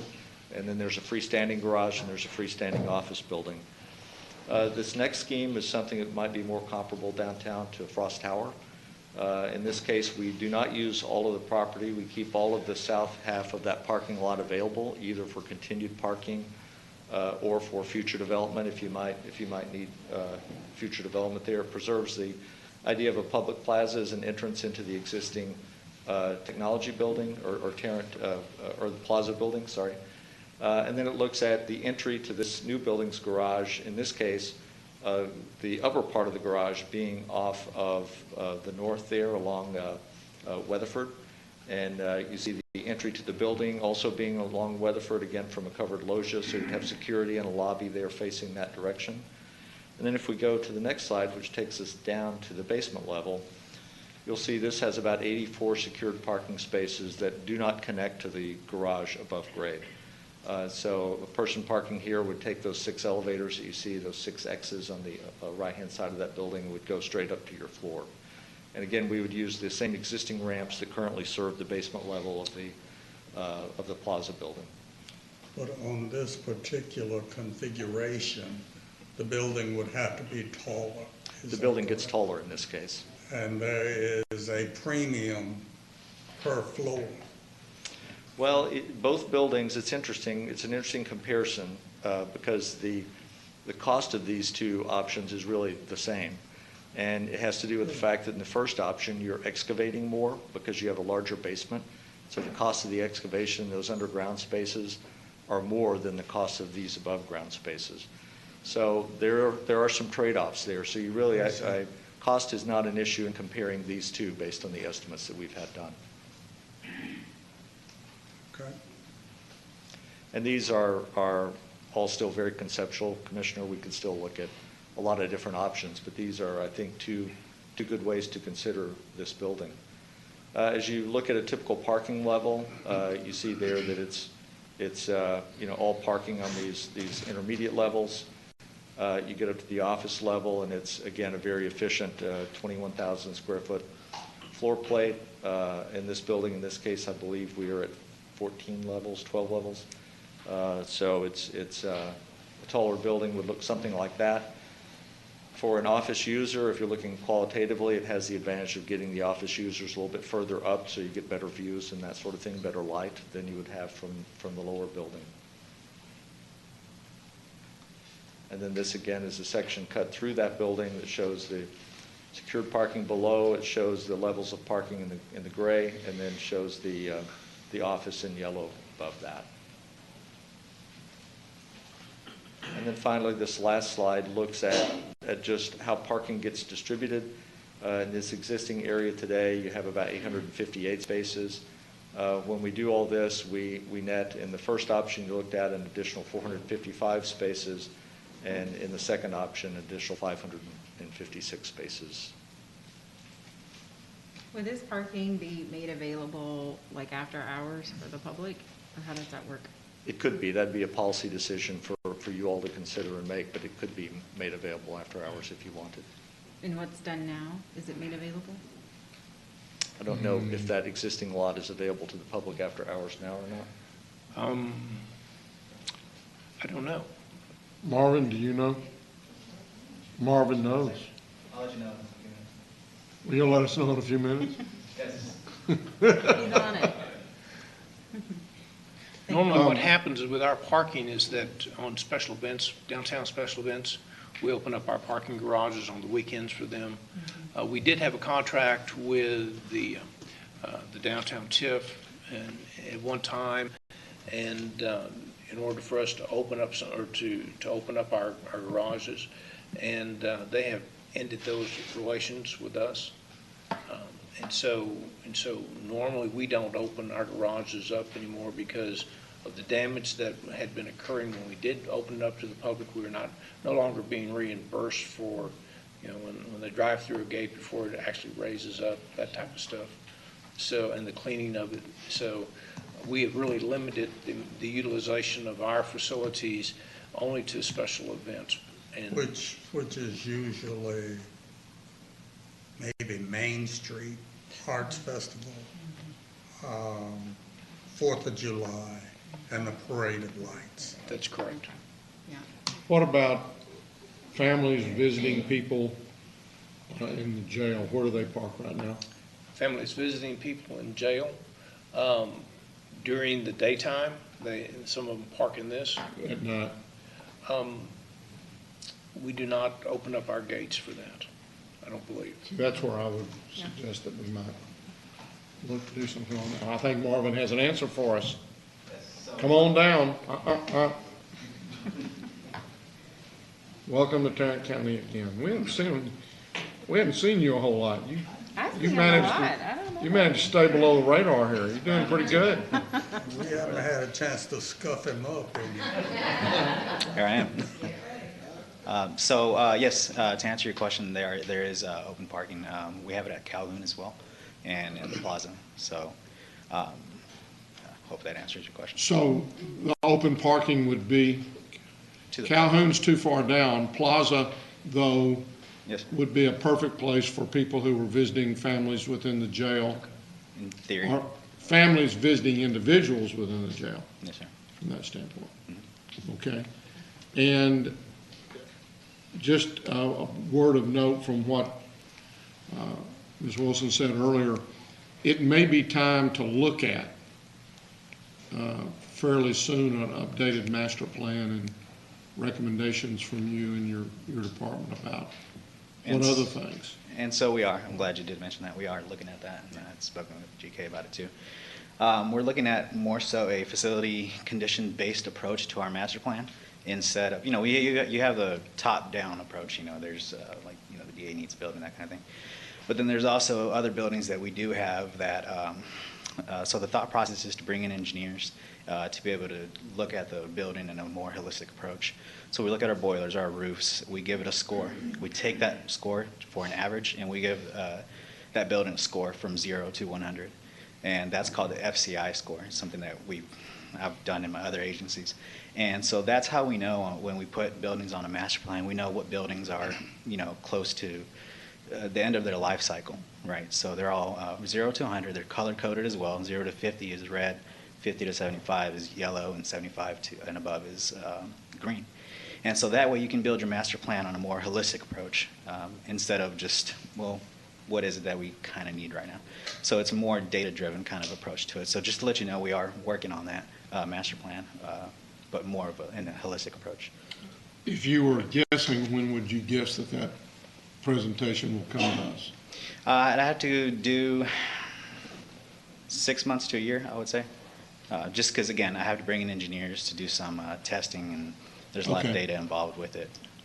But Well, that would be helpful when we get to how to reconfigure the Tim Curry building to accommodate Yes. the courts. It's not going to be Not gonna be helpful now. on this particular That's issue. exactly right. That's exactly right. And the one other thing, and I know we're pretty close on that, but you're gonna come back to us, I think, pretty quickly on the generator update and where we stand on different things along that lines. We talked about maybe next week, possibly. Okay. All right, thank you. Thank you very much. Michael, come on back. Any other How do we questions? stand, and you may have said this, Sharon, you may have said this earlier, but we're talking about 100 and something square feet, go back one slide. 176,000, Oh, yes, sorry, there you 192,000, you? go. Sorry. 192, almost 193,000 square foot of office space. What do you got what do they have right now from that standpoint? It looks like, I think Amanda has that answer. when it comes to the details, we need Amanda up here. When it You comes do. to just,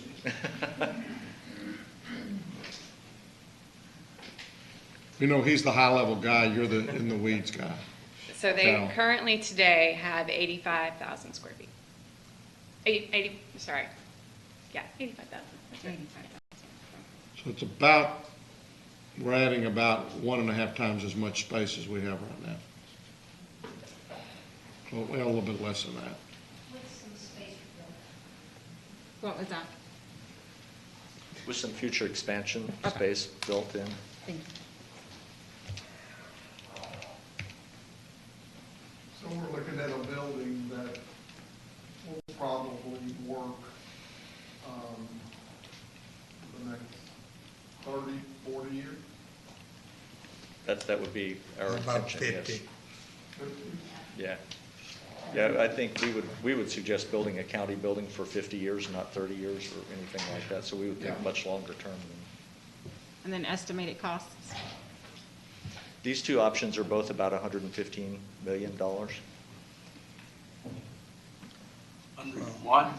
And if we built this 10 years ago, it'd be half that. And if we build this 10 years later, it'll be Twice double that. that.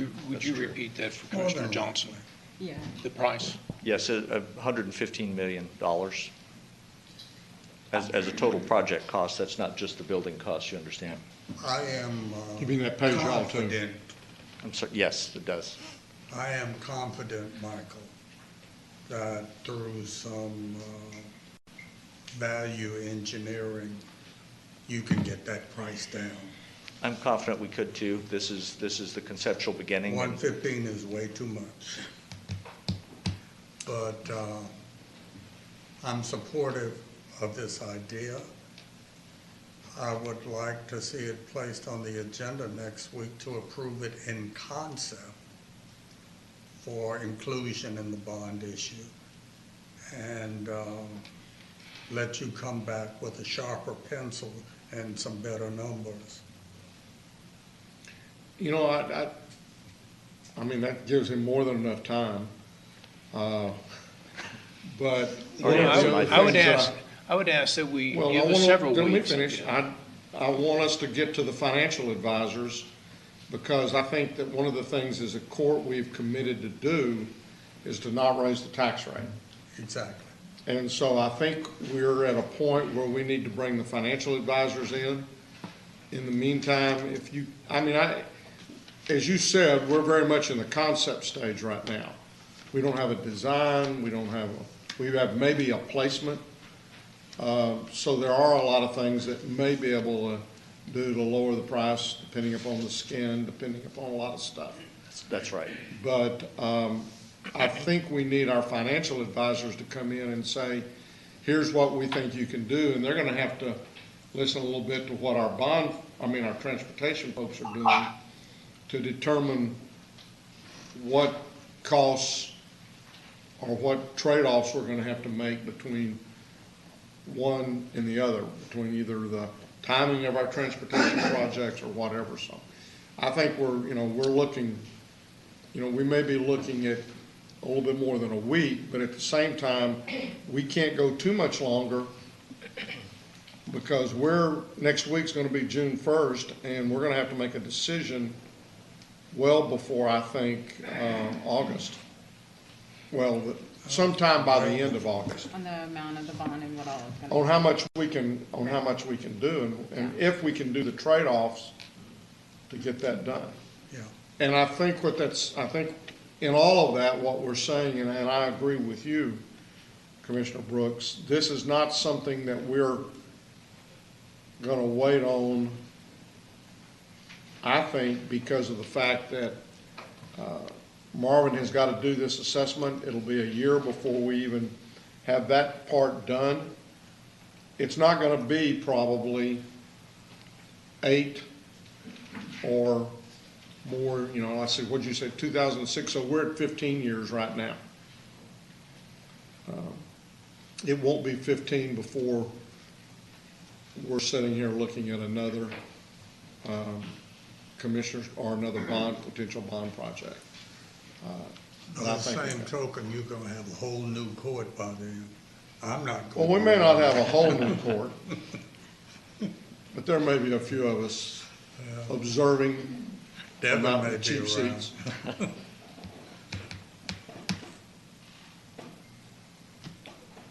Thank you. Thank you. Okay.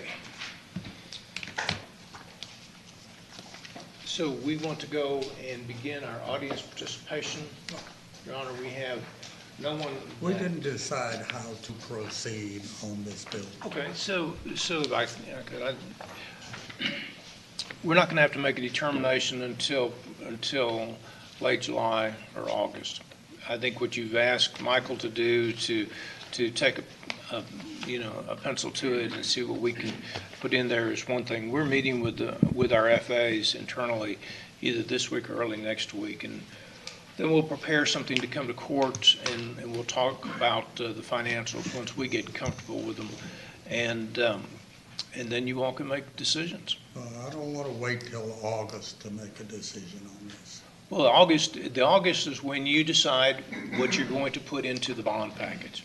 That's the timeline we've laid out to the court that through our bond counsel that you have to make that decision. So you have any time between now and August to make that decision. I think that what Judge Whitley has said about talking to the FA is critically important before we make decisions on any of this, because one of the things that we had talked about, as we've done with our last bond package, especially the transportation piece of it, which was $200 million, was that we did that in tranches of 10 years. Sure. And so that's how we've initially asked our FAs to look at the. And we're still spending on that money. Yeah, we are. And we went through some downtimes, 2008, and then several years ago when there wasn't money by the municipalities to do that. So there are some decisions to be made on that. And obviously there was a need that you saw this morning. There's a financial need also. You need to look if you're still firm on your $400 million for transportation. I'm not saying that you shouldn't be. I'm just saying that's something that the court needs to look at. So. Is there, you're going to meet with the FAs as you described them. Would a member of this court, such as the judge, be someone that would be in that meeting? Well, we're going to do initial meetings just to do different scenarios, and then we're going to bring it all out here for all of you to look at. And you can ask questions, and our FAs are people that we have worked with on a multi-year level, so it's not as if they're new to this process with us. I'd say, depending on the timing, I might try to be a part of those meetings also, and just see where we go. But I think once we get to that point, the FAs need to come up here. Sure. And we need to sit down and have a conversation. Yeah, because our goal is to prep the FAs to come to you all as a body, not individuals. But so, I might like to be a part of that setting. Okay. With all question? deliberate speed. When are we going to hear back from on cost adjustments? And is that something we're looking at in let's say in June. You say cost adjustments, you mean, He's gonna, to sharpen his. It's going to do some value engineering on it, that's what we're talking about. That's Yeah. what I'm talking I would say maybe the middle of June, we could do that. about. okay. I'd like to see you back, And I, and see where we're headed. Yeah, we can do that. Okay? and I agree with that. I think the other thing, I mean, we're still so much in the conceptual stage of that. The thing that's gonna mean most to me is finding courthouses somewhere in this vicinity, or, I'm not gonna say necessarily the state, but within the, something that we could reasonably say, okay, this is what they're spending a square foot.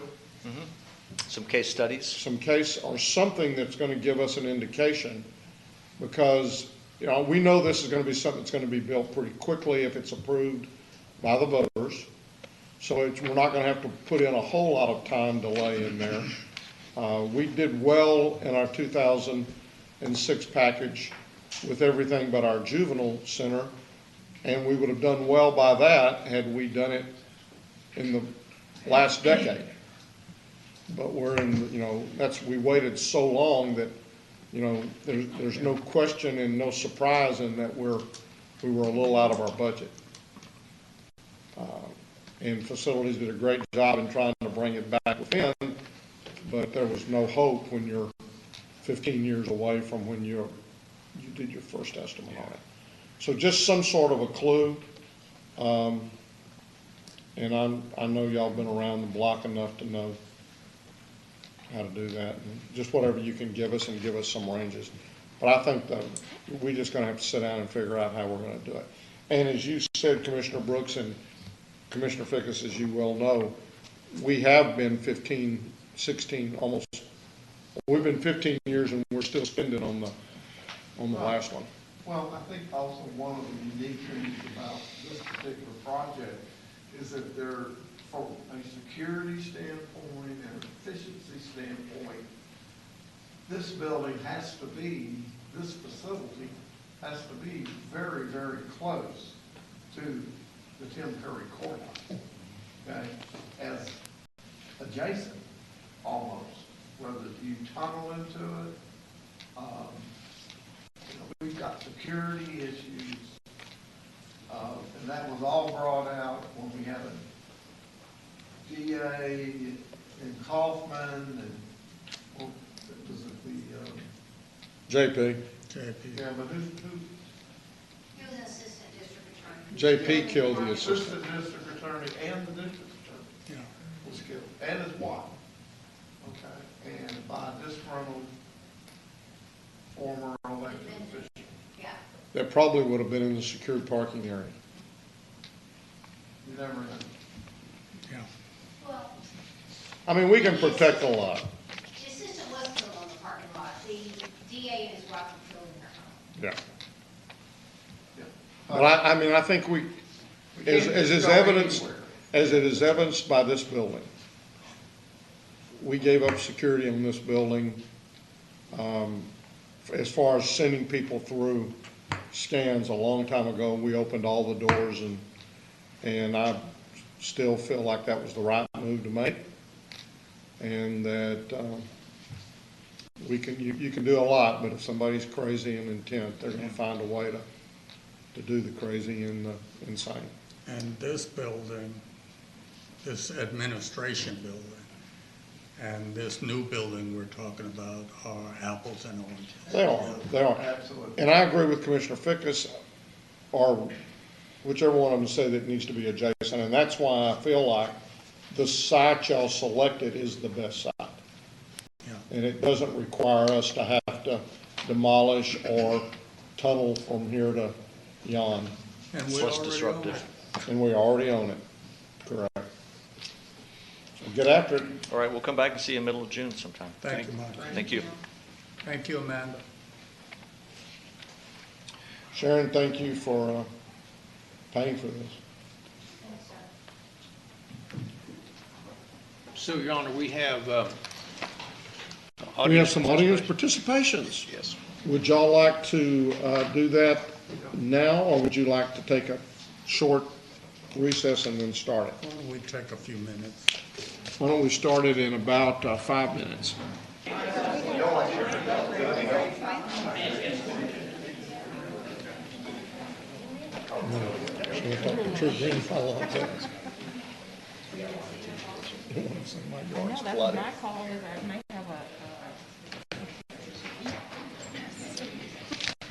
Okay, audience participation.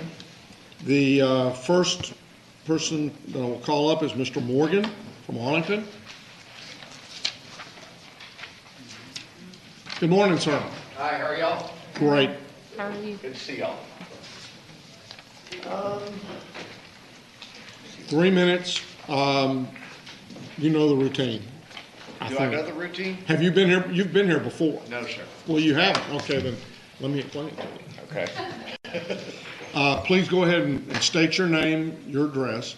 You've got 3 minutes, you watch the little clock down there, and get after it. Okay.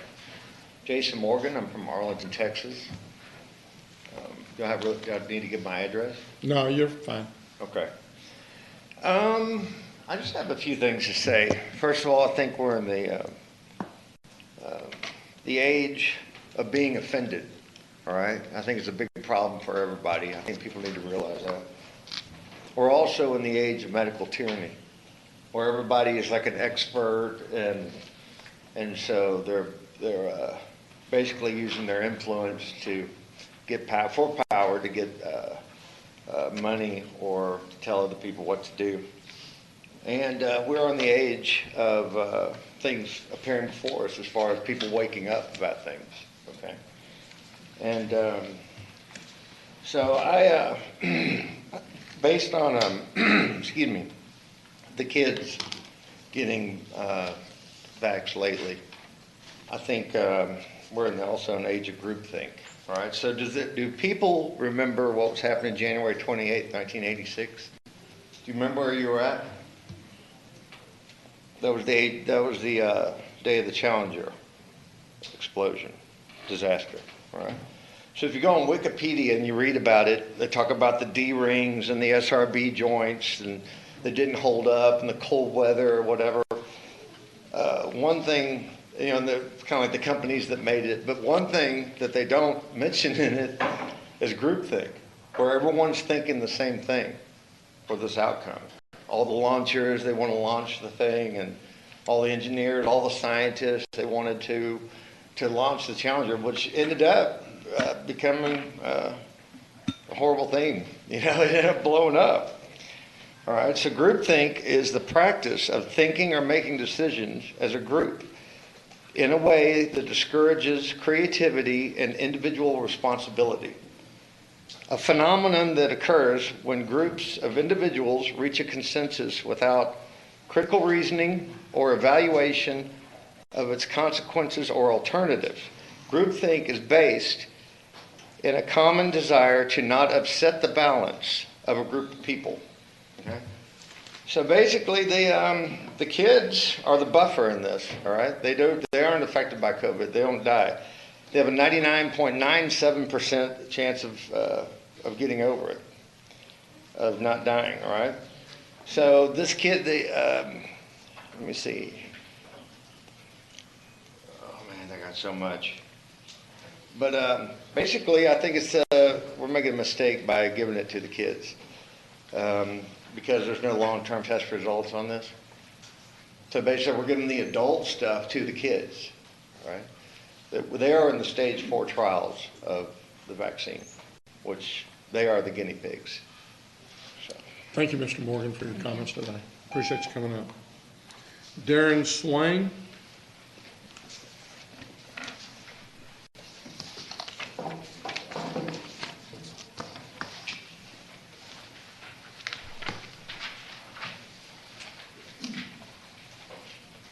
Swain? Yes. Welcome today. 3 minutes. Yes, I want to make sure that you're aware that American Frontline Doctors have filed a lawsuit in U.S. District Court, Northern District of Alabama. They have filed a temporary restraining order because the vaccination, which is really a dangerous drug, they're trying to use that on children. And we both know that children, the death rate is less than 1%. And they don't know enough about what this drug actually is. A lot of people are having blood clots. They're getting cancer from it. Women are having miscarriages. People are dying from it, like Hank Aaron. He died after having his vaccination. It's too early to try to do this to kids, way too early. And they're realizing now that the death rate has increased. It's up to 46% over the last 3 months, and they've been taking statistics since, or 31 years ago, and that's with VAERS. And right now, with COVID, there was only 13 people that died in April of this year from COVID. And there's only 388 cases in Texas. So the focus should be on examining more about what this so-called vaccination is, which is really a dangerous gene editing drug, before going out any more with it. And we also need to be concerned about shedding. People that get the vaccination, according to Dr. Tenpenny, they can cause other people to get sick. It has a protein in it that affects the cells, and they can shed off harmful things to other people, and that's a big concern too. So we need to do our due diligence to make sure that this vaccination does not harm a lot of people. It appears right now it's very serious. We need to get prepared for what can happen to people and slow down on what we're doing here and make sure that the American people are protected. You have a due diligence to protect Tarrant County citizens, and I'm very concerned about what's going on here without thorough investigation. Thank you for your time. Thank you, Mr. Swain. Appreciate you. Kelly Zoll. Should remember from last week. I apologize. Good afternoon.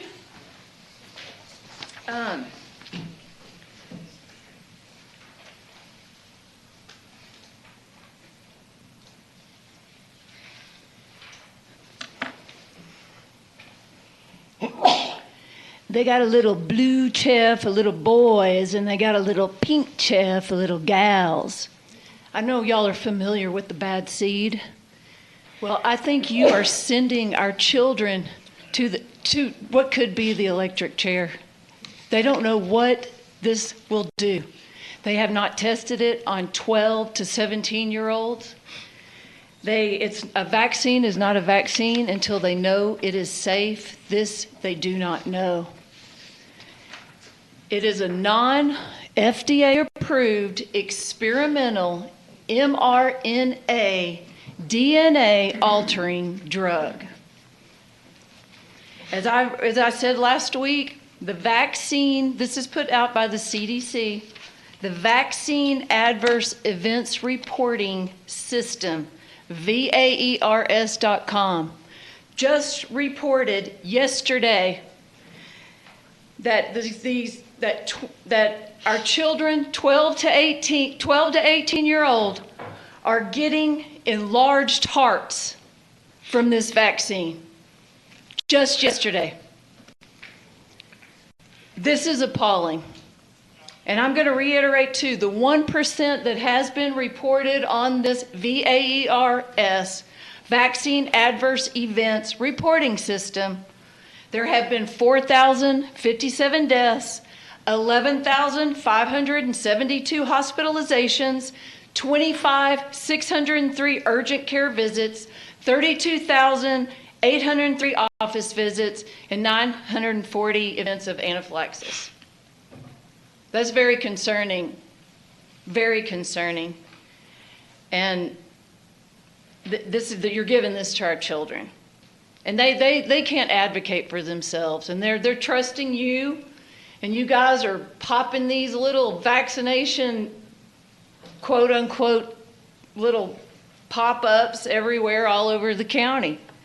And you know, people don't do their research, unfortunately, and they're dependent on you all to do it for them.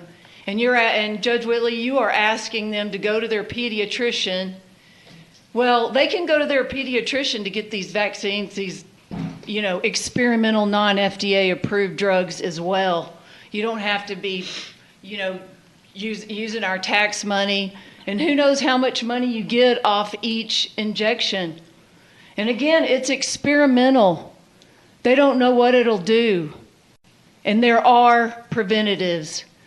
Ivermectin, hydroxychloroquine, budesonide, and antibiotics. I'm still praying for all of y'all. God bless you. Thank you, Kelly. Doug Hines.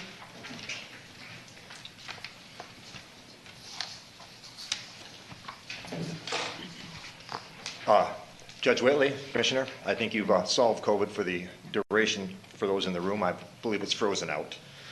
I'm here to speak to the Commission today in opposition for this Commission to support in any way or assist in any way with the vaccination of children. I think that course of action is dangerous, ill-advised, and could subject this Commission to serious legal liability for not forcing, I'm using the wrong word, for advocating for the vaccination of children that are not of the age of consent. So just think about that when you're thinking about what we should do in the future for this. Let's kind of review where we're at, even to get to this point where we're even considering vaccinating children. We got to the COVID fear level we're at now based on three big lies. I call them E, T, C. First is estimates. Back in March of 2020, estimated deaths in the U.S. from COVID was going to be 2.1 million cases. You know what the case death is yesterday, as reported by the CDC? It's 29,367 deaths, which is 5% of the 587,342 deaths reported by the CDC, because the CDC says that 95% of the COVID deaths are comorbidities such as old age, obesity, and diabetes and the like, probably car accidents. But anyway, that means that the estimate back in 2020 of COVID deaths in the United States was off by a factor of 71 times too high. 1.4% of the people that were estimated to die have died. Number two, the test. This COVID fear was pushed by the PCR test that was cranked up to 40 cycles so that we would have maximum tests, not maximum deaths, maximum test results to push the COVID fear. We got a lot of people with COVID based on the PCR test at 40, which is now cranked back down to 20 or so because it was overdone. Number three, the cures. From the very beginning, the cures, the cheap, effective cures for COVID that we have out there were rebuked, refuted by those pushing the COVID fear. We've talked about it already, another earlier speaker said it.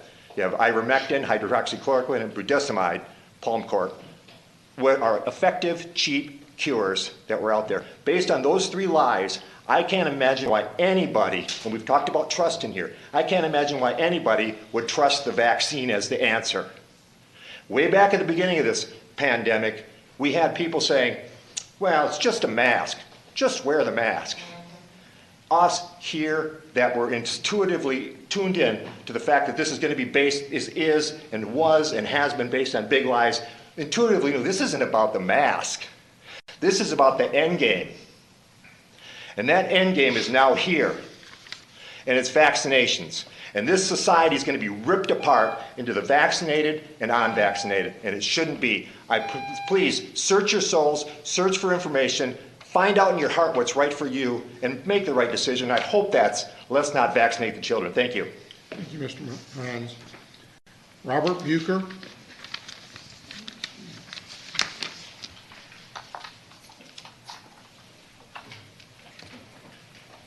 I'm Robert Bucher. How y'all doing today? Great. Before the time starts, I just have a question. When y'all were talking about redoing the Tim Curry the Justice Center, you visited our facility, so we have that tunnel that goes through. Will that affect us in our walk and daily activities to transport, or is it just going to be just like business as usual? Business as usual. Okay. I need to know. Thank you. Okay. So as I was listening to Vinny talk and listening to the other two people talk, the CDC study shows 70% of coronavirus cases always wore the mask, while only 3.9% never wore the mask. And so that's just that. not much to that except for the CDC put it on their own site. You can, it's something valuable you can put your hands on. It seems like there's a number manipulation game going on here. Seems to be a trend, in this courtroom, not specifically from y'all, but more for Benny and a few other people. If you read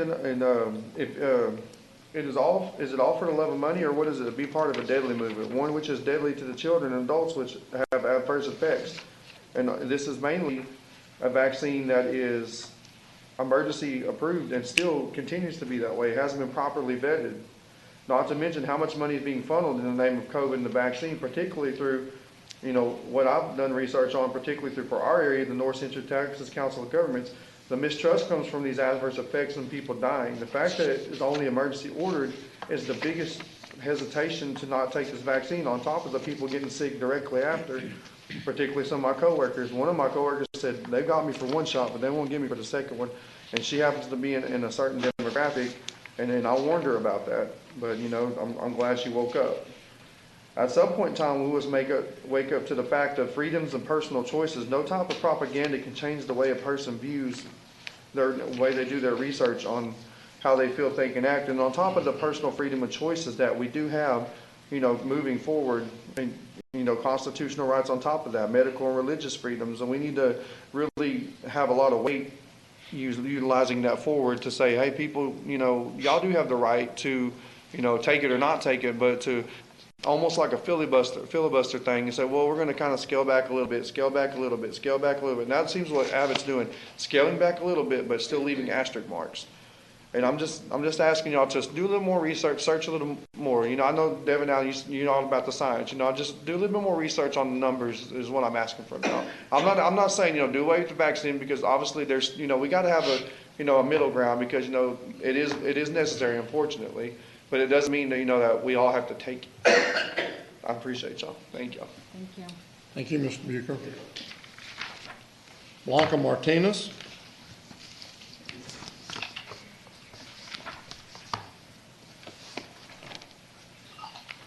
Good afternoon. Thank you Afternoon. for having us. I have some handouts. May I give them to him? Thank you. First of all, this is not a vaccine. They keep calling it a vaccine. It's not. It's never been isolated. It is a gene-modifying therapy that's in the experimental stages, and guess what? We're the guinea pigs. And now they want to make our children the guinea pigs. I have to warn y'all as leaders, the blood of these children and the blood of these people is on your hands. It is on your hands, because before God Almighty, you have a responsibility to do the right thing and not be moved by money or by any other incentive.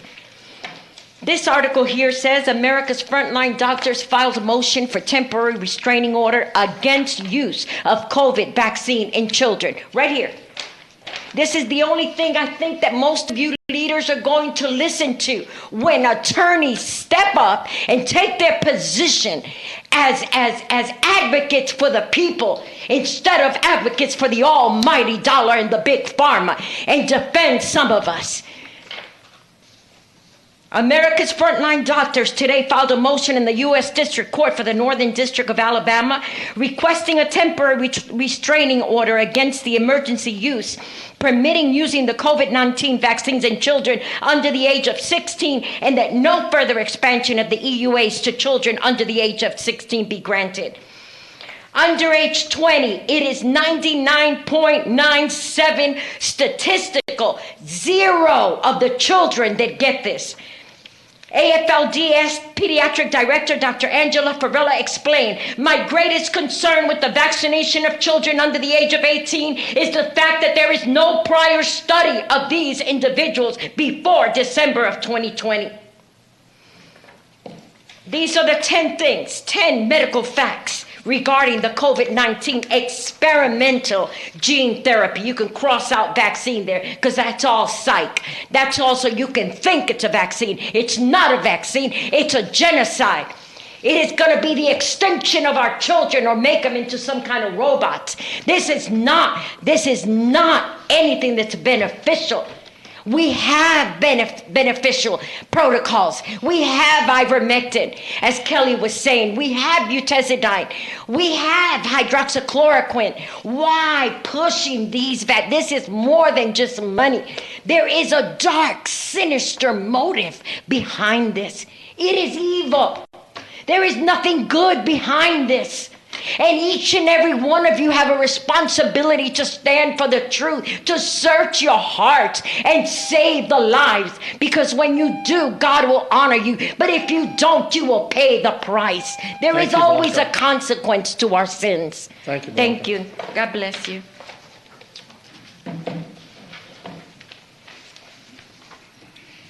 Mr. Manius.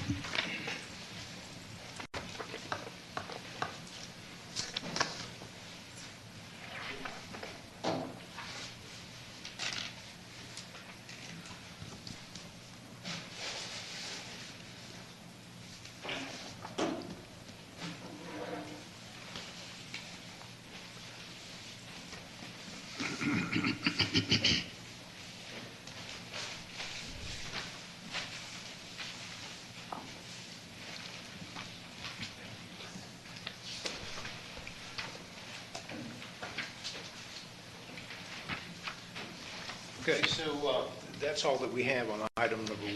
Okay, now let me ask, before you move on from item number 1, I know that last week we suspended our policy with regards to Our the health requirement. and safety policy, yes. Now, when are we going to bring that back and Bring it back probably either next week or the week after. Okay. The only reason that we say that is because we do have a holiday on Monday, and so we have a short week to work on it. Okay. GK, will you raise the mic up? Thank you. Can you hear me now? Better, Okay. yes.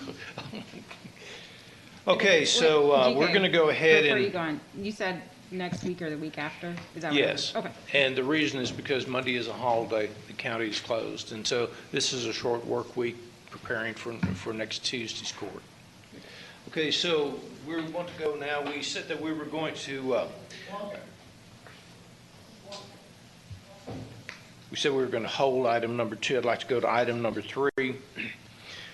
We're requesting that the Commissioners Court approve the continuance of the first amended declaration of local disaster, which was issued by the county judge on March 18th, 2020 in its entirety until September 30th of 2021. So this is a continual extension. We've done this, I believe, 6 previous times.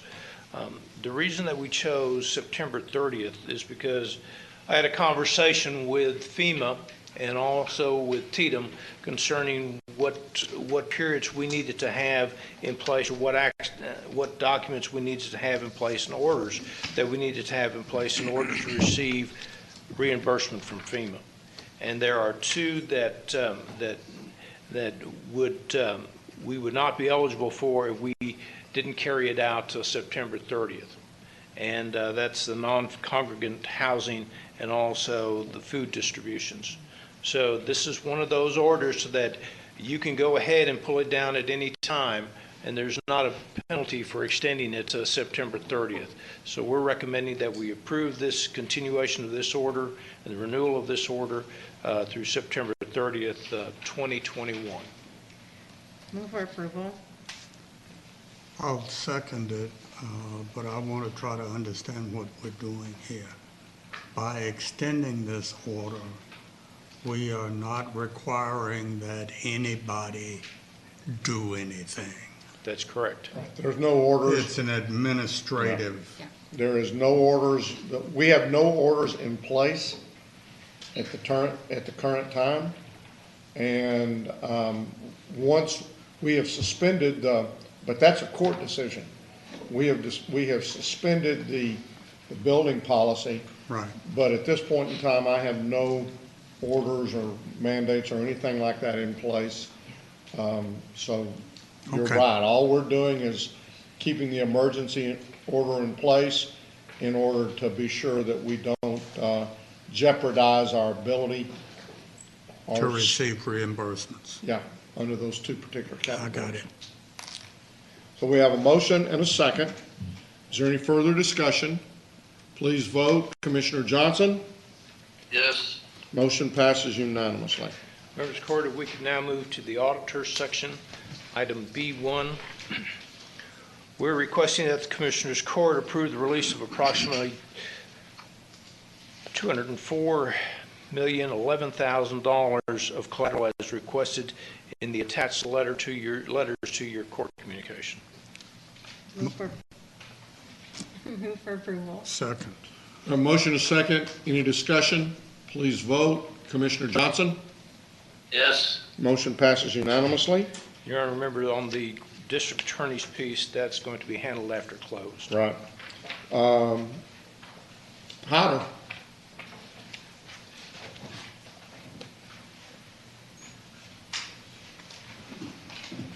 Good afternoon. How are you? To the court. I'm doing good.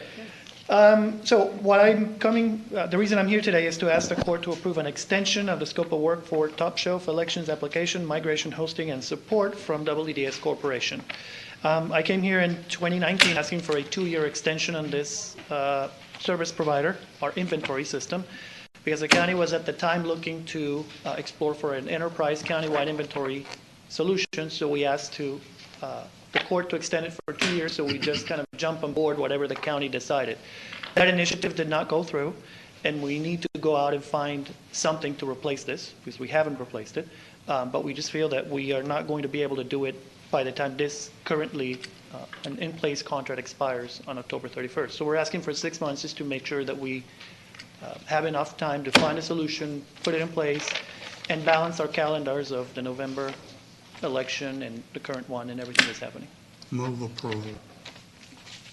Second. We have a motion and a second. So what does this do for us?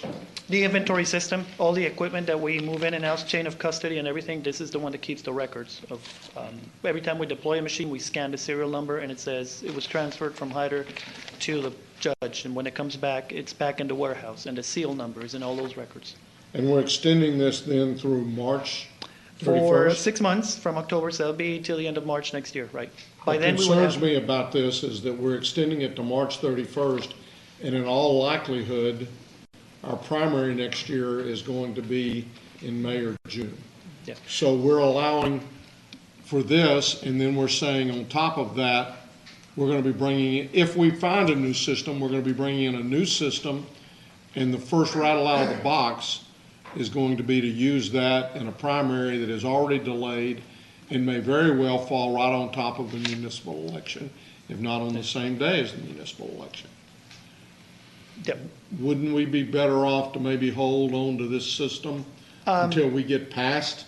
that would be ideal, but the vendor is recommending we don't. There's some technological components in this platform that are reaching end of life. I can't promise that we won't have a stricter need to get out of it. So we do want to do it by the end of the year. The conversation we're having internally is whether we do it before or immediately after the November election this year, depending on the time the RFP takes and all of that. But we need to do this ASAP. We had to do it in 2019.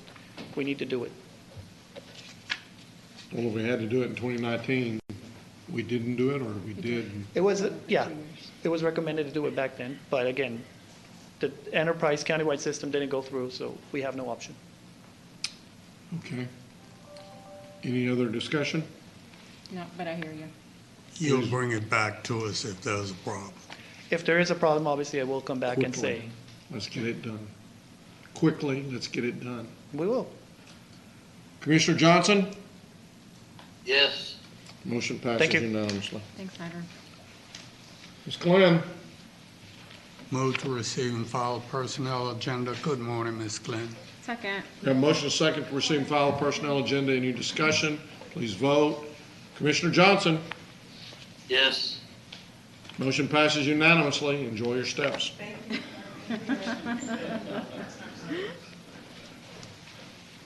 Come on down.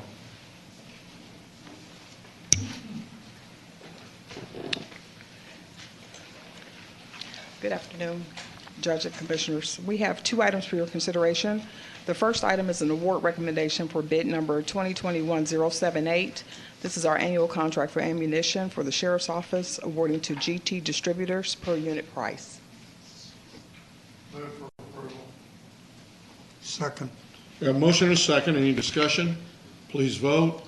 Commissioner Johnson? Yes. Motion passes unanimously. The second item is also an award recommendation regarding RFP number 2021-082 for ground-based mosquito control and surveillance activities for public health, awarding to the primary and secondary vendors listed in your court communication per contract terms. Move for approval. Second. We have a motion and a second. Any discussion? Please vote. Commissioner Johnson? Yes. Motion passes unanimously. Are there any appointments today? Thank you. Yes. I move to appoint Mr. William Bob Brown to reappoint him to the MHMR Board. Second. We have a motion and a second. Any discussion? Please vote. Commissioner Johnson? Yes. Motion passes unanimously. Any other appointments? Appointment for Alice Moore to the Building Line Adjustment Board. Second. We have a motion and a second. Any discussion? Please vote. Commissioner Johnson? Yes. Motion passes unanimously. You have before you the approval of the claims, including the addendum. Move to approve the claims, including the addendum.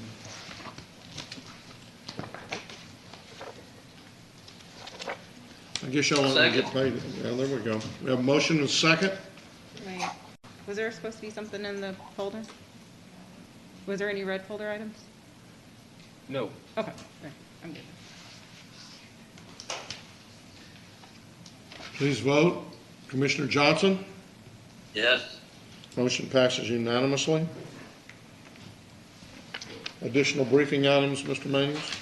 The only other item we have, members of the court, is the legislative update. Mr. Schaffner has sent you an email outlining where we are at this point. It's changing fairly rapidly. We have until, I think, midnight next Monday for it to, for the legislature to sine die. They are changing, and I know, Judge Willie, you've been involved with some discussions with some of the legislators also, especially with the area of defunding of the police. And we thought at one time that we would be out of that particular bill. Apparently we're back in that bill, and we have some concerns because of the large number of law enforcement agencies Tarrant County government has. The 8 constables and the sheriff and the fire marshal's office is also included in there. We are offering some substituted, some amendments today. I believe it's up for third reading. Also, I thought that Russell and his team did a very good job outlining the different elements dealing with the budget issue that you see in the memoranda that he had sent. We're working the legislature very, very aggressively. We'll be in Austin and with them all weekend, and as I said, by the end of Monday, they should be sine died. I'll try to answer any questions that the court may have. If you have any discussion items you'd like to talk about, then this would be the appropriate time. I would just add on Wednesday, tomorrow evening, I will be participating in a virtual town hall to talk about the election bills. So you can look for that on Facebook Live at 5:15 p.m. Right, yeah. GK mentioned the bill, Senate Bill 23, which is the defunding bill. The problem that we had, and we tried to, and we've worked with Representative Goldman, Turner, as well as Guerin. We've got one particular example is where you may have a very tenured employee who retires and is replaced by someone who is just starting out through the step process. And so you haven't reduced the number of employees, but you still decrease the budget for that particular department, and it doesn't allow for there's not a cumulative number that they look at. It's on an individual department by department basis, or elected official. So that's part of the issue that we're trying to work through. And it may be just to try to get some intent from the bill's author to maybe give us a little bit of leeway from that standpoint. But we've got some major stuff, and this is the time when it gets crazy down there, and we really owe Russell and everybody we have down there a debt of thanks, because it really gets crazy down there right around now. What's happening on our additional criminal court? I happened to have a chance last week. I was in Austin, and just by chance sat down and talked with the chairman of that committee, Jeff Leach, and he indicated that there should be no problem with that, and that should go through with again, no problem. We checked again this morning. It's moving, so it's still in good shape.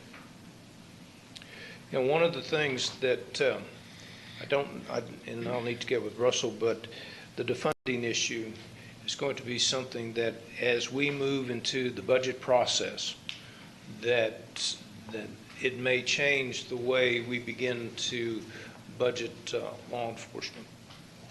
And it's just something we're going to have to think about, because the penalties, just as an example of what the judge gave, the penalties to the county would be significant.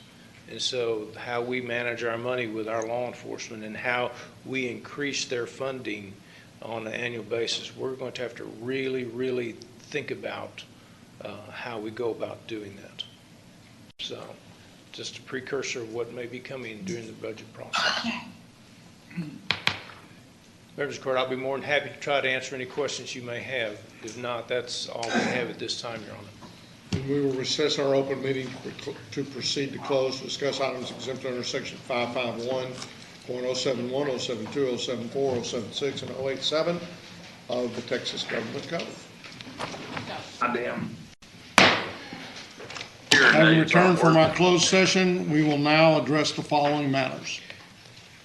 Court members, a week ago to the district attorney's office Well, I swear this section. is disgusting. They have one item. This is item 8D1. Commissioners, it's requested that the court approve the settlement agreement and full, final, and complete release signed by Desiree Allen for claims against Tarrant County and the Tarrant County Sheriff's Office, and authorize the judge to sign the settlement agreement and authorize the release of the settlement checks without the claim first appearing on the claims register. So moved. Second. We have a motion and a second. Any discussion? Please vote. Commissioner Johnson? Yes. Motion passes unanimously. There being no further business, we're adjourned.